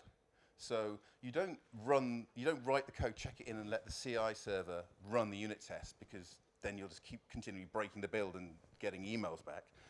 You can't even run the desktop if you're running the desktop version of the code. All of our embedded products, we have a desktop version. We mostly work on the desktop version and then compile down for Linux. You can't even run the desktop version until the unit test, so it's in the build. So we're very picky about that. You know if you've broken the unit test because you haven't launched the app that you were trying to do something on. So that's, yeah. I feel quite strongly about that. And yeah, when people don't do that, I start twitching. Anything else?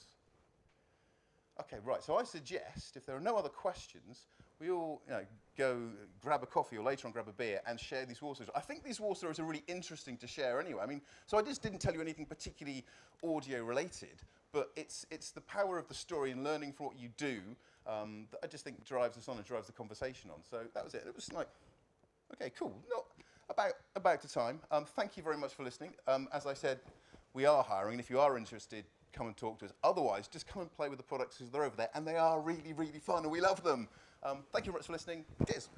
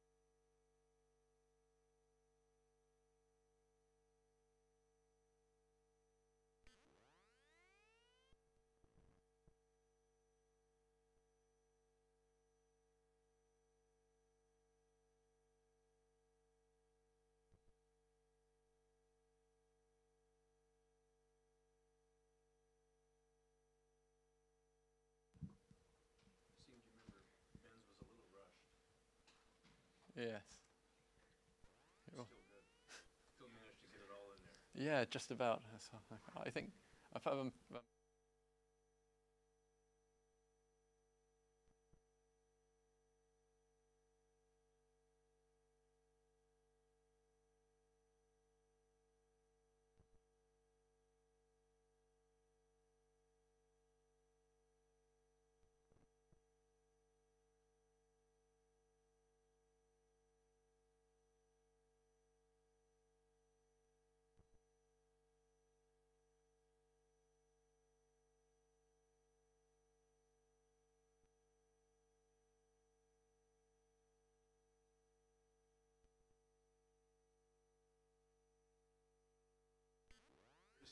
Okay, well, let's go for it.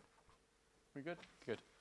Hello, everybody, and welcome to the late session, the last talk before tonight's keynote.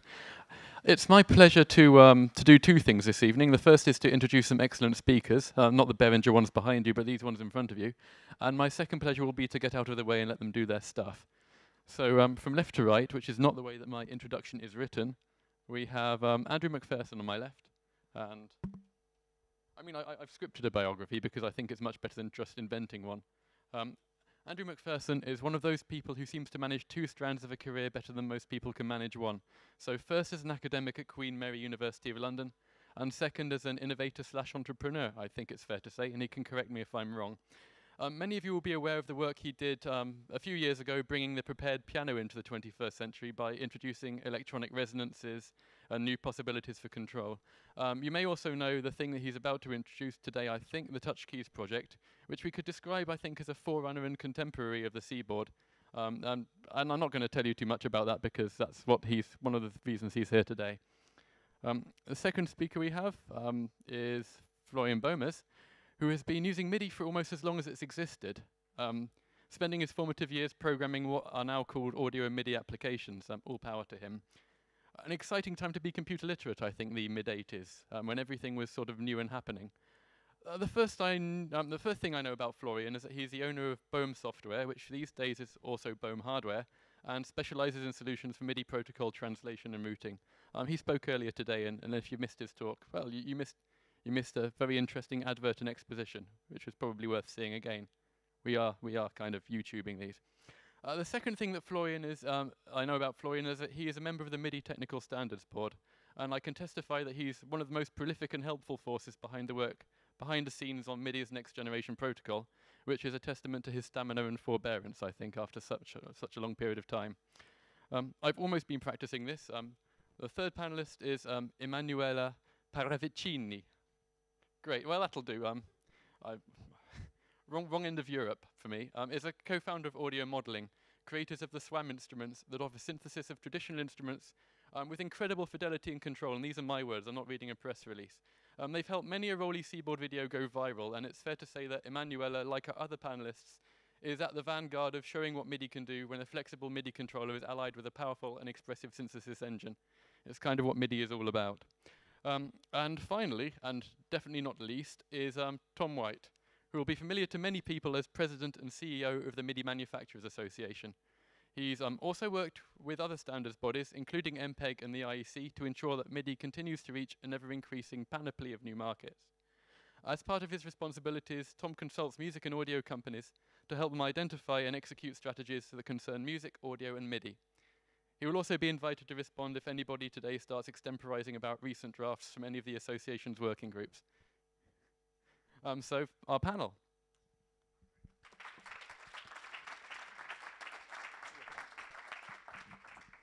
So my job in the MIDI Manufacturers Association is to facilitate brilliant people like this into accomplishing new things, and I'm going to do basically the same job here. I'm here to help facilitate this conversation, and I will also be presenting some of the information myself.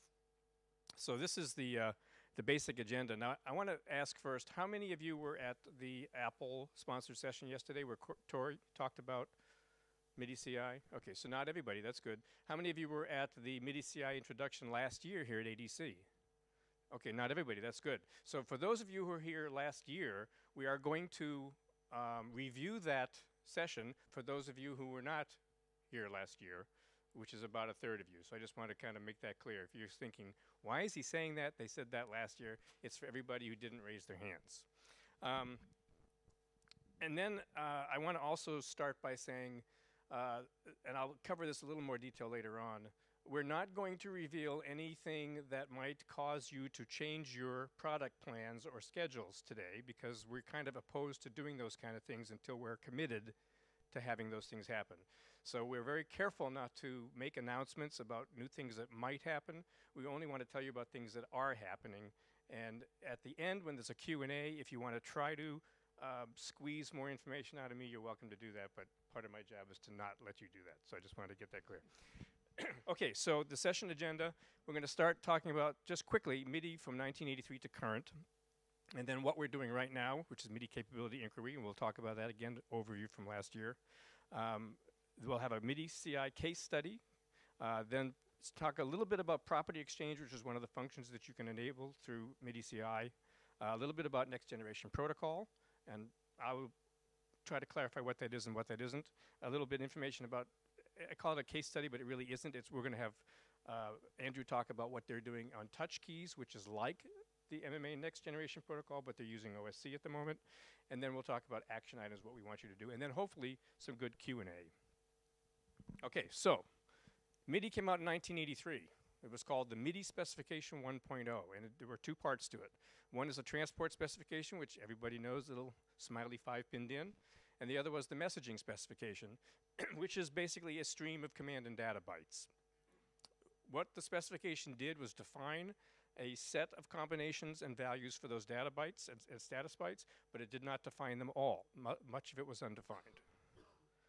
What happened over the years is we defined many more messages in the MMA, but the structure is unchanged and it's still called MIDI 1.0 because it is still MIDI 1.0. We didn't change anything about that. We also created what we call recommended practices. For example, standard MIDI files, which isn't really MIDI 1.0. It's a whole different message structure, but it works with MIDI. General MIDI, which uses MIDI 1.0 messages. MPE, which uses MIDI messages, etc. And as a result, millions of people use MIDI, and they know MIDI, and they identify things by node on, node off, controllers, and all that stuff. So the problem is, as we've added things, we've used up all the available space, and about the only way we can extend anything now is sysx. People know what sysx is? Okay, how many of you love sysx? Yeah, that's what I thought. Okay. So here we are today, and we have this thing called MIDI capability inquiry, and it is designed to give us the opportunity to add things to MIDI that we couldn't do before. Unfortunately, it uses sysx because, like I said, that's all there's available. But that's okay. You won't really have to see much of that yourselves because all of the ecosystem is going to implement MIDI capability inquiry, and then there'll be APIs like Tori talked about. It's all transparent to you. So this is a good time to quickly review what we talked about MIDI CI last year, which would be Florian's opportunity. Let me see if I can switch over to that. Okay. So this chart tells us a bit about MIDI CI. So the core of MIDI CI is the capabilities inquiry message, which is sysx, but it allows you to query your peer to the device you're connected to. What can you do? So in general, there are the 3 Ps: profile configuration, property exchange, and protocol negotiation. And I think I should go to the next slide. Yeah, that's them. Yep. Right. So what we call the 3 Ps.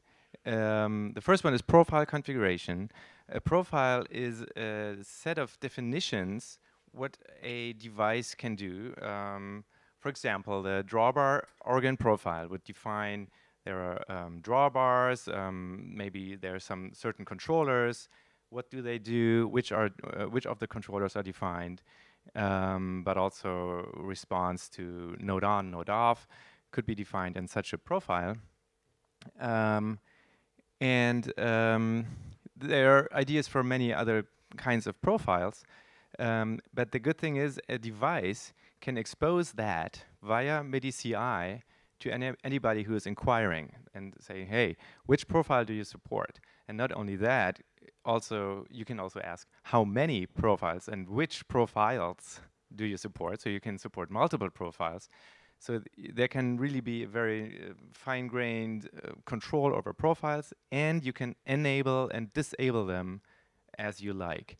So you may have a nice synthesizer which has a drawbar organ, but maybe also the piano profile, and then you can activate them, maybe even per channel, things like that.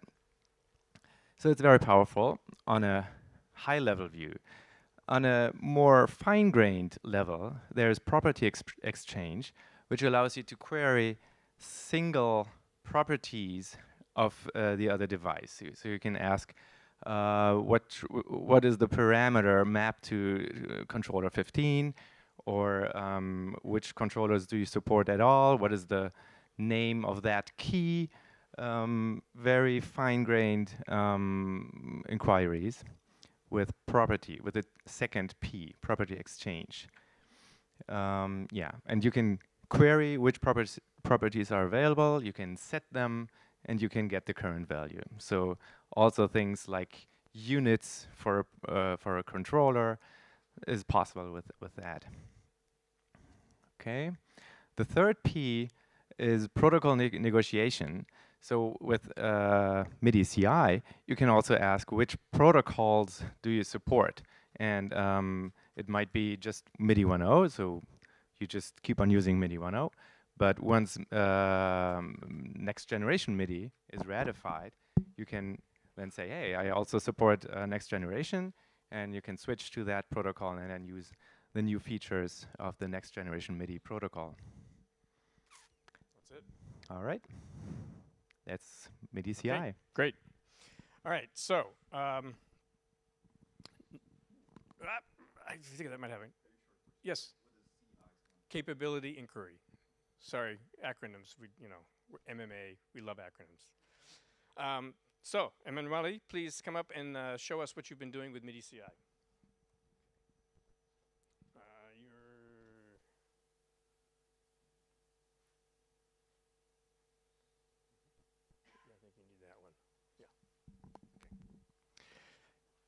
As Ben said, maybe you know audio modeling for the Swarm engine, but also we are making a new product that is Camelot, which is going to be released next December 12. And this is a case study with the MIDI CI.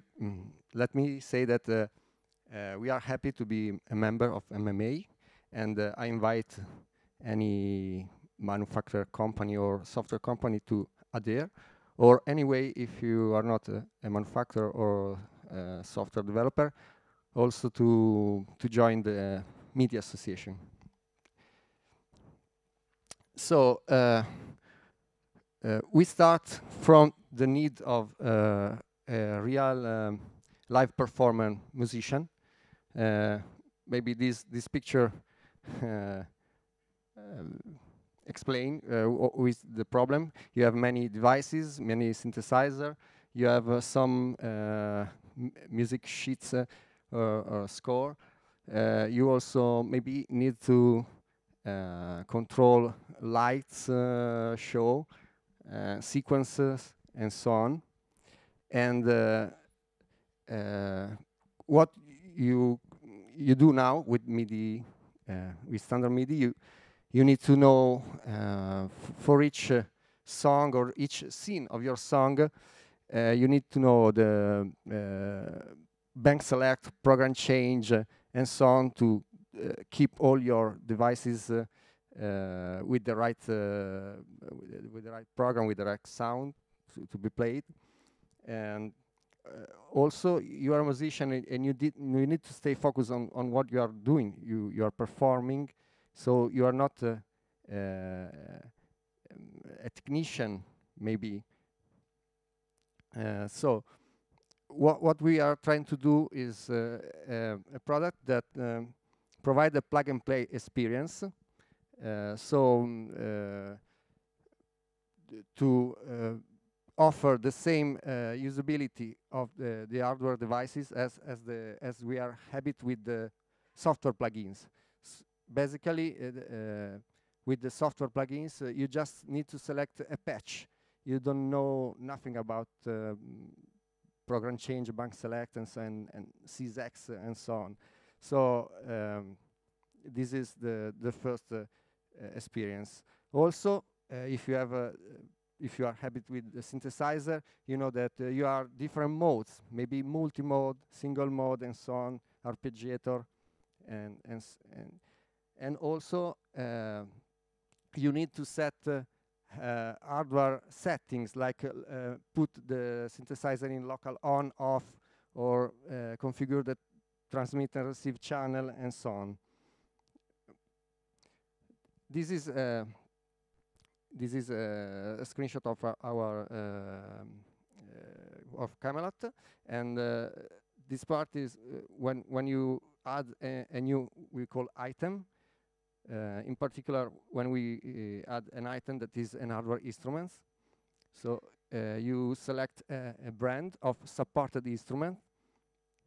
For example, in this case, we select a Yamaha, and you can configure different MIDI settings, and you get the patch list from the machine. Select the patch you need without knowing anything about bank set and program change. And you can also, with some devices, we can use SysEx to grab the multi-part configuration. So in this case is a montage with the first 4 part of a multi-part performance with the name of each part. Also, we can get with SysEx the hardware setting of the machine.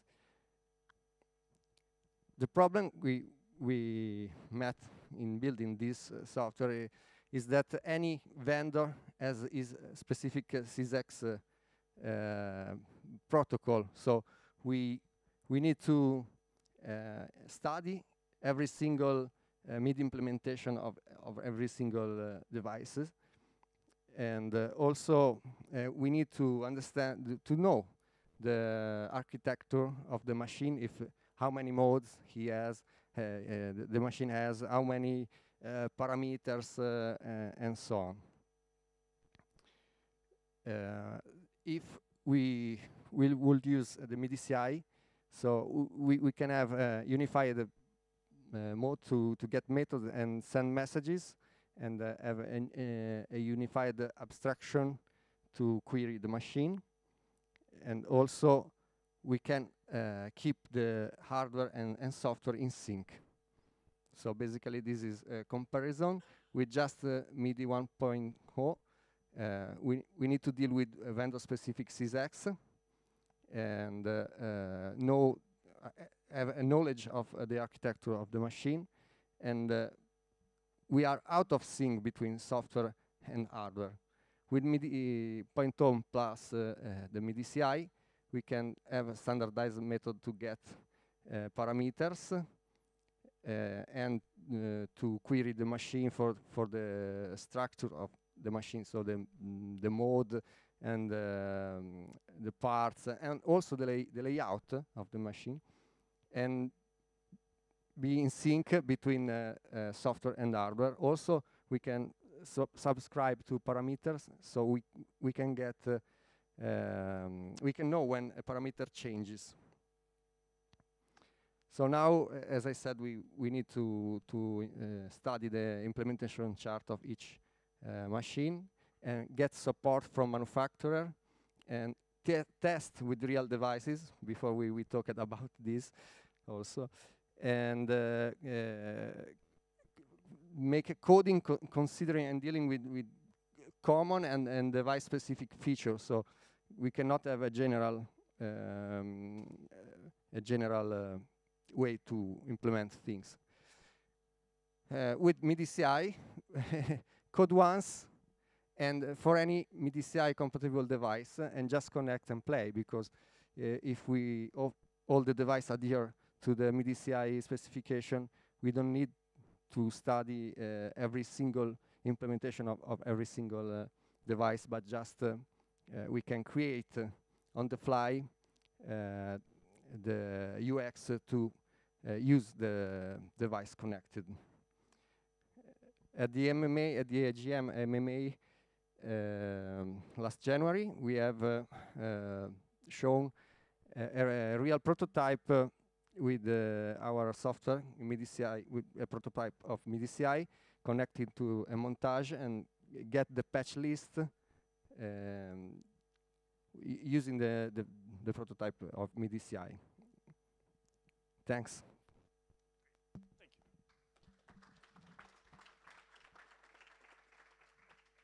And you will be able to ask questions of Emanuele in a moment too. Okay. Quickly, I'm going to show you a video explaining some of the possibilities of property exchange, which is the second P. It's about a 2-minute video, and then we'll have Andrew come up, assuming this all works.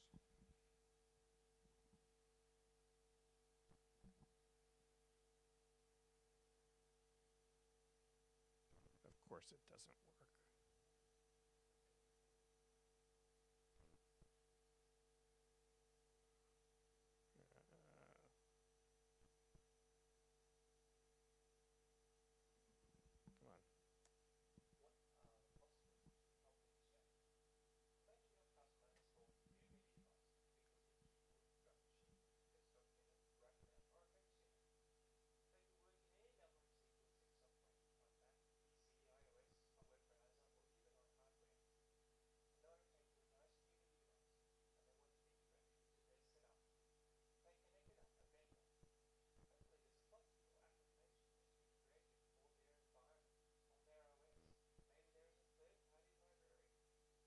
Come on.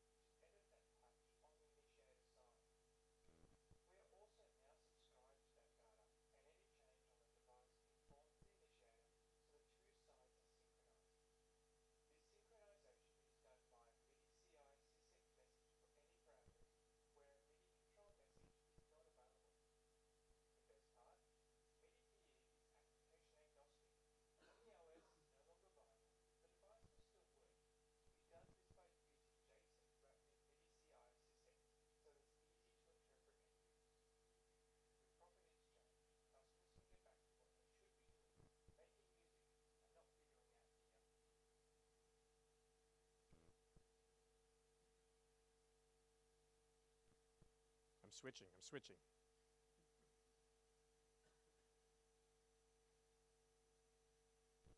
Okay. The third part, third P, next generation protocol. Let me introduce a little bit about that, and then Andrew will come up and show you what he's been doing with touch keys, which again is not next generation protocol. It's using OSC, but he is working with other people inside MMA to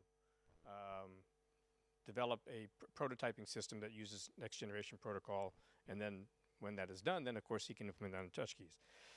So next generation protocol, I mentioned in the beginning, MIDI 1.0 is a streaming protocol, status bytes and data bytes. Next generation protocol is a packet-based protocol. Its message structure is not MIDI 1.0, although the structure is similar to MIDI over USB. So, and that was done intentionally because many products today use MIDI over USB as opposed to 5-bin DIN, and that allows you to reuse, as a hardware manufacturer, and even the OS developers can then reuse all that implementation to do this next generation protocol. What's important about it is that it still functions like MIDI. It has the same stuff that MIDI has, but more. So familiar, you know, note on, note off, CCs, program changes, all that stuff is the same in this next generation protocol, even though at the lower level, the bytes themselves may not look the same.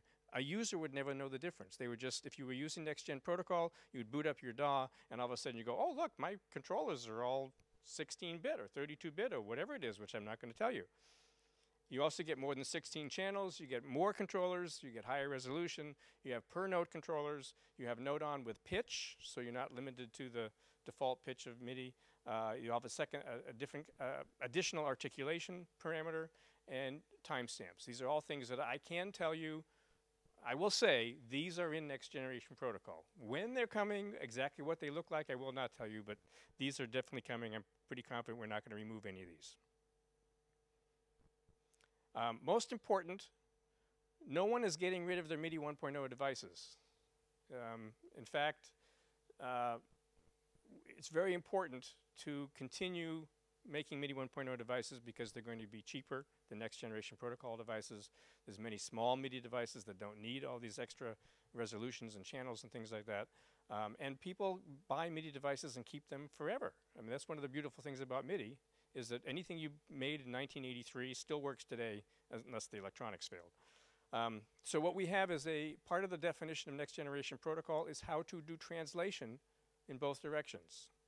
And if you were at the Apple session yesterday, Apple explained how they were going to implement MIDI CI, and they will support profiles when they exist. They will support property exchange when those specifications exist, and they said they will handle the entire next generation protocol part. So all this, it will be basically transparent. Apple will just handle it. You just ask for something and they will just give it to you. Obviously, that's just one solution. We still need to get everybody else on board. Clarification, it is not going to be called next generation protocol. This is a generic name we came up with so that we can talk about it. The actual name is still TBD. But as Emanuele was saying, and Touch Keys will show you, there are companies in the MMA right now who are actually prototyping all of this. CI is already out. It's implemented in Mac, Core MIDI. It's a beta state, but it's in both iOS and Mac OS.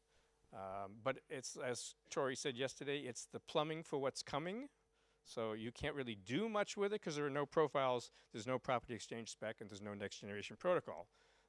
That said, you could write your own dummies. You could throw some profiles in. You could throw some parameter exchange things for prototyping, and that's kind of what we're all trying to do here, is we're trying to say it's a good time to join the MMA to do this and start prototyping, or work with Apple to do this and start prototyping some things and testing it all out and letting us know how it works.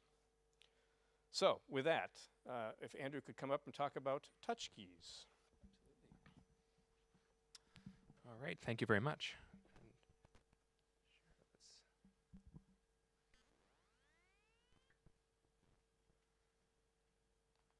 Look here.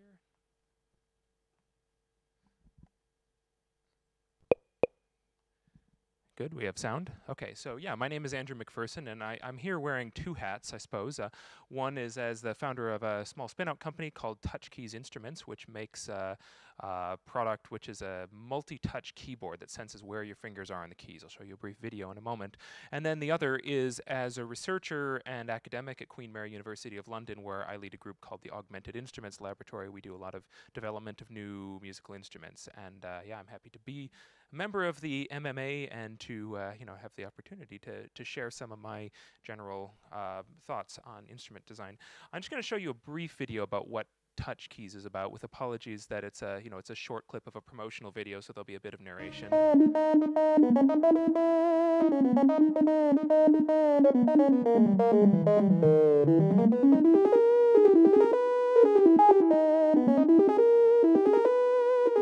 With touch keys, you can use finger motion to control any aspect of the sound.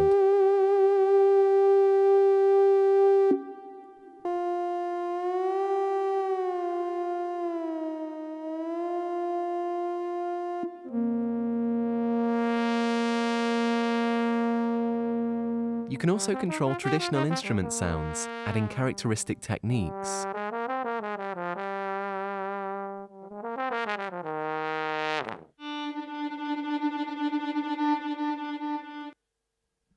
And with apologies for the incredible latency on the video system, that is not a feature of Touch Keys specifically. It would be a negative latency, in fact, because the sound, yes, or MIDI for that matter. So yeah, this is one project that came out of my work at the Augmented Instruments Laboratory, which is a team of about 10 people that I lead at Queen Mary, and we make all sorts of different instruments. One theme of our work is augmenting traditional familiar instruments with new capabilities, where, and I think that here, being able to extend the nuance and resolution of instruments is a place where the next generation protocol will really excel. We are particularly interested in notions of subtlety, of what's sometimes called control intimacy, which is a term from David Wessel, who's one of the sort of great pioneers of digital musical instrument research, and then also things like low latency, high timing precision. So I have to be honest that in our current work we don't use MIDI 1.0 all that much, and it's a perfectly wonderful specification, but I think it's also worth kind of remembering some of the kind of origins of it, which of course is that a lot of this came from the notion of what a piano does, and a piano, the acoustic piano, is one where when you press a key, you have hammers that strike the strings, and so it's natural to have a discrete series of notes, to have a velocity, which is the literal velocity with which the hammer strikes the string, and then maybe to have some continuous controllers like pedals that you might use to modulate the sound. And so, viewed from that perspective, I think, the kind of traditional sort of 1983 status of MIDI comes into focus. You have note on, note off. You have a 7-bit velocity number. That is most of the information that you have about the articulation of a note. And you have some channel-wide controls that will, potentially have 14-bit resolution if you have it, set up correctly. But there are certain limitations that I think most people, certainly on this panel and in this room, are aware of. My point with touch keys was essentially that it's really important that there are millions of people who understand how to play the keyboard, but they want to use keyboards potentially to control all manner of different sounds, but without essentially restricting the range of expression of those sounds to the kinds of techniques that are natural to the keyboard. So I'm a viola player myself, and I'm particularly interested in the kind of nuance that you can get with a bow, not just in terms of modulating the sound after the fact or playing vibrato, those are very important, but also the kinds of articulations that you could have at note onset. It's a different way of thinking about notes than on the keyboard. And so the goal of touch keys is effectively to try to bring as many of these things as possible into a familiar keyboard context, so that it's an instrument you already know how to play, but it's also more than that. Technically speaking, the technology is capacitive touch sensing. Each key, there's a sensor that goes on each key. It measures where you place your finger, and it also measures the contact area of your touch. So that's XY position sensing with contact area. You can have 3 fingers on the same key at the same time, which can be useful in certain situations. And the resolution is quite high. In particular, the spatial resolution is about 1,500 points on the long axis of the key for the black keys and 2,500 for the white keys, and so that's significantly higher than 7 bits. That brings me essentially to some of the things that I'm very excited about with the next generation protocol. And just to confirm, this is not a description of what the next generation protocol will be. This is my sort of personal take as an instrument designer of the things that I think are important, and which to a certain extent can be kind of shoehorned into MIDI 1, but that where I think that future development really can unlock a lot of possibilities. higher control resolution in some ways is a very obvious point. You know, if I have 1500 or 2500 point resolution on a particular key, then it's awfully useful not to have to compress that into 7 bits beforehand, or you know, to come up with kind of predetermined mappings that decide which bit of that is the most important data to preserve.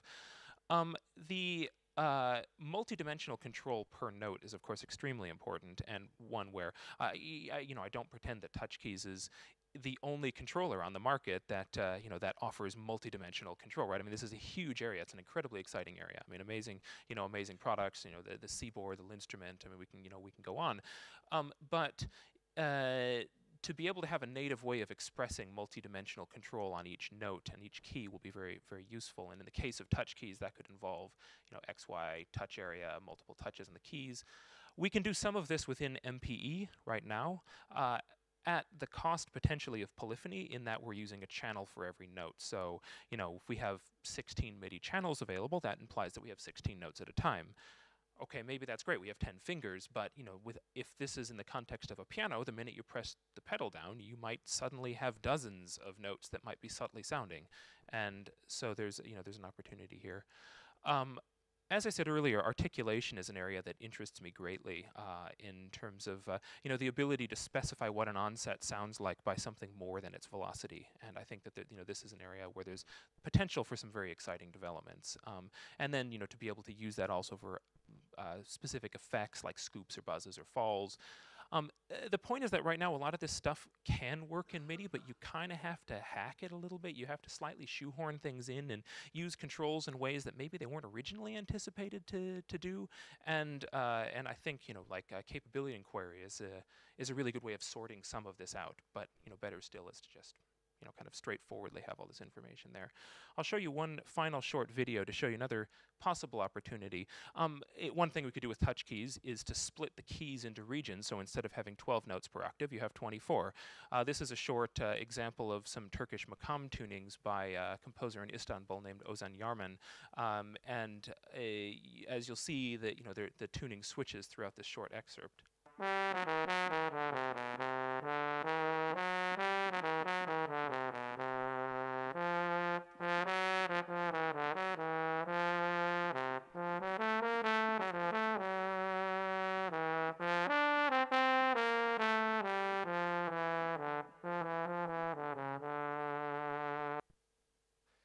So, of course, and this is my final slide, that being able to control the individual tuning of each note would be quite valuable in non-Western contexts, non-equal tempered contexts, microtonal contexts. We can do some of that with pitch wheel messages, as I'm doing right now. Some things I'm doing using OSC, but of course, synths tend to have certain assumptions about what the pitch wheel means. There's no guarantee that you have a linear mapping, for instance, from pitch wheel value to actual pitch, such that getting that tuning to be exactly precise in output is not a guarantee. You might have situations where you send a message and it actually glides there over a short period of time, which might not be suitable in all cases. So, you know, right now I've done a lot of work with OSC as a way of, you know, not having these resolution limitations, but of course the problem there is interoperability. There's no universal OSC spec that every instrument speaks. So all of this is just to say that I'm extremely excited about where things are going in MIDI land, and yeah, really happy to be part of the conversation. Thank you.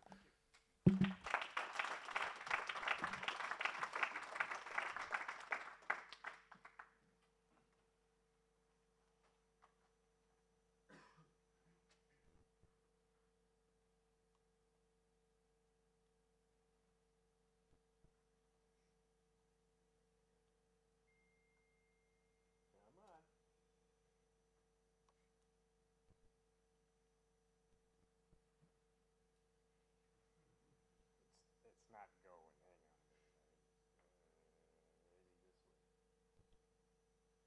Maybe this way. Nope, I freaked it out.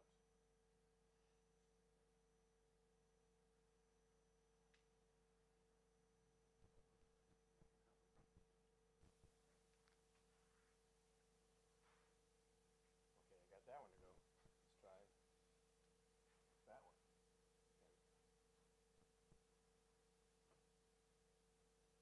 You back? Okay, good. Okay, so what was was the point of all this? The point was to let you know that there are things happening, why they might be happening, what the advantages, what's the point of trying to do MIDI CI, profiles, property exchange, next generation protocol, and let you know that we are doing this. We need more people to help test and build and find bugs, just like everybody does. We would like those of you who are in, there's a qualification for joining the MMA, which is you need to be building something that uses MIDI and for commercial purposes. That's pretty much all it is to it. If you join, you'll get early access to this work. You don't have to actually do anything. You could just get early access and make jokes about it among your friends, as long as you don't tell them anything confidential. Or you could actually help us, give us some feedback, do some prototyping. Another thing you could do, and Manuele mentioned this in the beginning, is besides the MIDI Manufacturers Association, we have another thing which we call the MIDI Association. It's very confusing, they're very similar. But it's a way to be part of the industry of MIDI without being an MMA member, which costs money and requires confidentiality and all that. So, as a MIDI Association member, which is free, you can get updates and information from us, and we're working very hard to try to target, I say you, actually anybody can, but we are working on figuring out something specifically to do with developers, so maybe we could, can't necessarily tell you a lot, but you could at least tell us a lot of things somewhat quietly and privately. So again, quickly, the MMA is where developers collaborate on specifications, make MIDI products operate, discussions are confidential, decisions are made by consensus, and anyone who makes commercially available products can join. TMA, or the MIDI Association, is the global community for anyone who works or plays with MIDI. Membership is free. Membership, that's where you get the specs. You can post in forums, and we're trying to work out some way that we can interface a little bit more directly with developers. More on that, I guess what I'm saying is what we're looking for on the developer side of the MIDI Association, or TMA, is you could contact us and tell us what you want. The difference between doing that and doing that way in the MMA is in the MMA you actually would have a voice on what you just said, whereas in the TMA we would listen to you and go, we could say, that's very nice, go away. But I think we would like to hear from you. Again, the point I'm trying to make is when you join MMA, first it costs money, and second of all, you're somewhat committing to do some work. Otherwise, there's almost no point. And if instead you're just thinking, I just like to be able to tell people what to do, and I don't want to have to do anything, then join the TMA and use that as your mechanism to tell us what you might want to do. And the worst that could happen is we just won't implement anything you said. So, MIDI.org is the global, it's both TMA and MMA. Specifications, including MIDI CI, is at this MIDI.org specifications URL. If you want to find out more about the MMA itself, there's a special URL, MIDI.org, about the MMA. And I am involved in both organizations, and info@MIDI.org comes to me. So if you can't remember anything, just remember info@MIDI.org, and you can always just email me and say, you were the guy at the ADC conference and you said something and I want to find out what that is. Okay, so with that, I think this is probably going to be the most important part. What kind of questions do you have that we can answer? I think we've got about 7 minutes before we have to get to the keynote, so we do have some time. I'll do the shuttle run throughout the audience. Thanks. Yeah, it looks really good what you're coming up with, so I'm excited to see the future. For MIDI CI, one area that isn't very clear to me is how it's meant to work if I'm a plugin in a host. So if I'm a plugin in a DAW, I'm going to get buffers of MIDI information. I don't know what the device is. I don't necessarily have a channel to speak to it. So it hasn't been very clear to me of what's the intention there. Yes. So what would typically happen, and Tori from Apple explained this on his platform yesterday, is as a plugin you would have to be MIDI CI aware, and when you are instantiated or whatever it's called on a Mac or iOS, you would tell Apple there's an API, and you say, by the way, I'm MIDI CI aware. And Apple goes, thank you very much, I will take care of that for you. And then whatever you need to know, you just say to Apple, can you please tell me, are there any drawbar organs out there? Or is there any whatever? And Apple takes care of all that. I guess the thing that I wonder about is my MIDI buffer is coming through the DAW, and I don't know if that's attached to a device, if it's attached to the recording. So if I'm talking to a separate API through Apple about the devices attached, how do I know how that links up with the buffers I'm seeing? The session management, and again, this is on Apple platforms, and I probably should let them explain it, but they handle the session management for you. You say who you, they expose to you all the other MIDI CI devices that you are, or with the ones you query about, and then you tell Apple, yes, I want to connect to that one, and Apple takes care of that from then on. Now, that's how Apple does it. There may be other implementations on other platforms.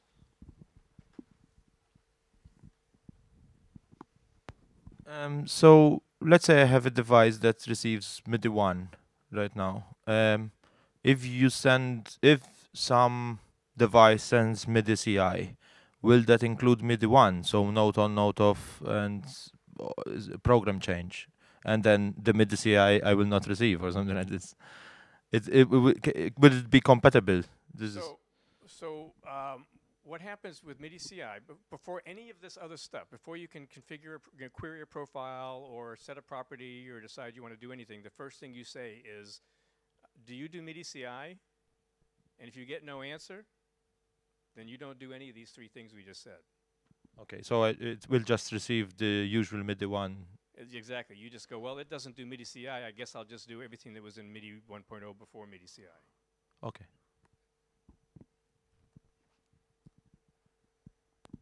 How is it managed if I hook up several MIDI devices, MIDI chain together with MIDI through maybe, and then this MIDI CI negotiation happens, that several devices can identify themselves, or how is it handled? That's session management issue, right? No? Florian's going to answer that for you. The assumption is that you just don't do that. Okay. I think it is actually in the CI spec that for now it just works if you have like a peer-to-peer MIDI connection, bidirectional MIDI connection. That's the not an assumption, but the requirement, really. I thought Apple actually said they would handle sharing. And in the use case that you showed, there were 5 or 4 synths together, and they will be hooked just with the DAW, and not no direct connection between the synths. Right. So there is an inquiry ID. So it is possible to separate different inquiries, but. So yes, I think it'll work, but it's just not specified right now. Well, or it may be something that's done at the API level instead of the MIDI level. That's what I was thinking. I think Apple, for example, might say, if you have more than one function in your host, whatever, expose them all to me, and I will treat them as separate functions, and then you can do CI independently or together. But MIDI CI doesn't necessarily have to do that, because again, every instance of MIDI CI has its own entity, or whatever they call it, ID. A good thing to figure out. In fact, you should probably get on the Apple data and ask questions. Hey, yeah, I think MIDI CI is, great, and I think one question I've got that's following on sort of from DAW uses. A lot of what we were talking about then was sort of instrument to, or controller to instrument, where, I'm in the industry of a piece of hardware that is half instrument, half DAW controller, and I feel like, one of the biggest challenges we have often is, okay, I want to integrate the logic into Ableton, into Bitwig, which is a challenge because it means, talking to each individual company developer at a time. We could, look at doing sort of Mackie control to standardize that, but it feels to me that this is the perfect thing to really go, okay, well, look, we have this piece of hardware. It can be either a DAW controller or an instrument. it's automatically just going to work on that. You know, is there enough conversation actually happening with, you know, more than just Apple, you know, about this DAW integration? Because I think this is the killer thing that's really going to sort of excel this. So my answer is, if there was enough conversation going on, we probably wouldn't be here. Right? Because we typically don't talk to people until we're done, and yet we're here talking to people before we're done, and it's because, no, we need people to come in and say, hey, I need a profile. I need a Mackie controller profile. And we go, great, then let's go work on it. The problem is you can't, and I alluded to this earlier, you could go to the TMA and send me an email and say, I need a Mackie controller, and I'll go, great, thanks very much. And I'll tell the TMA, the MMA board, and they'll go, yeah, well, tell that guy to join the MMA and do the work. So that's what it comes down to. It's a collaborative environment. Companies join so that they can work with other companies. Every single profile you can imagine is probably desirable, but the ones we're going to do are the ones that people show up to do. So I better join then. yes, last one, I think, right? I think so, yes. And then we can kind of close this session and you can molest the panelists yourself. Sorry, I kind of asked this question to Florian earlier, and I think I want to rephrase it to the wider panel. So MIDI 1.0 just works, right? You get two devices that work. With these profiles, you may have a drawbar organ, and then you may have some sort of synthesizer, and as I understand, there's no straightforward way of remapping those drawbars to controlling something else. More in general, are we gonna end up with a number of different profiles that are basically completely incompatible to each other at the next gen level, and they will just go back to default to 1.0 specifications? Not if we do it correctly. So the assumption is you have a profile when there is already out in the marketplace some consistent, repeatable device definition.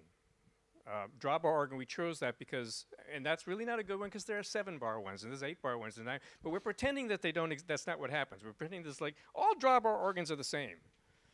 And maybe you just say 9 and then maybe there's not. Maybe it's the drawbar organ is 9 drawbars and then use a property exchange to say, by the way, how many drawbars do you actually have?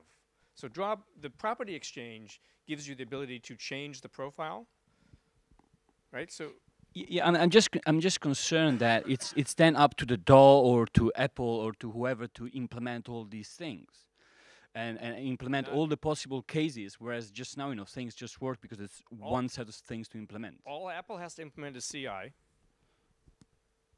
Right, then it's up to the DAW and plugin developer to deal with all these different devices. If the DAW wants to support these things and have a GUI or anything else, then they have to support that. And that's just like it is with MIDI 1.0. I mean, not everybody supports everything in MIDI 1.0 either. So, but that's the whole point of a profile. So you don't go, well, I have a 9 and you have an 8 and you have a 7 and I have a 6 and I use that. So that you try to shift people to use the profile instead of doing custom work. But if you want custom work, you can take that profile and then use a PE thing to change it.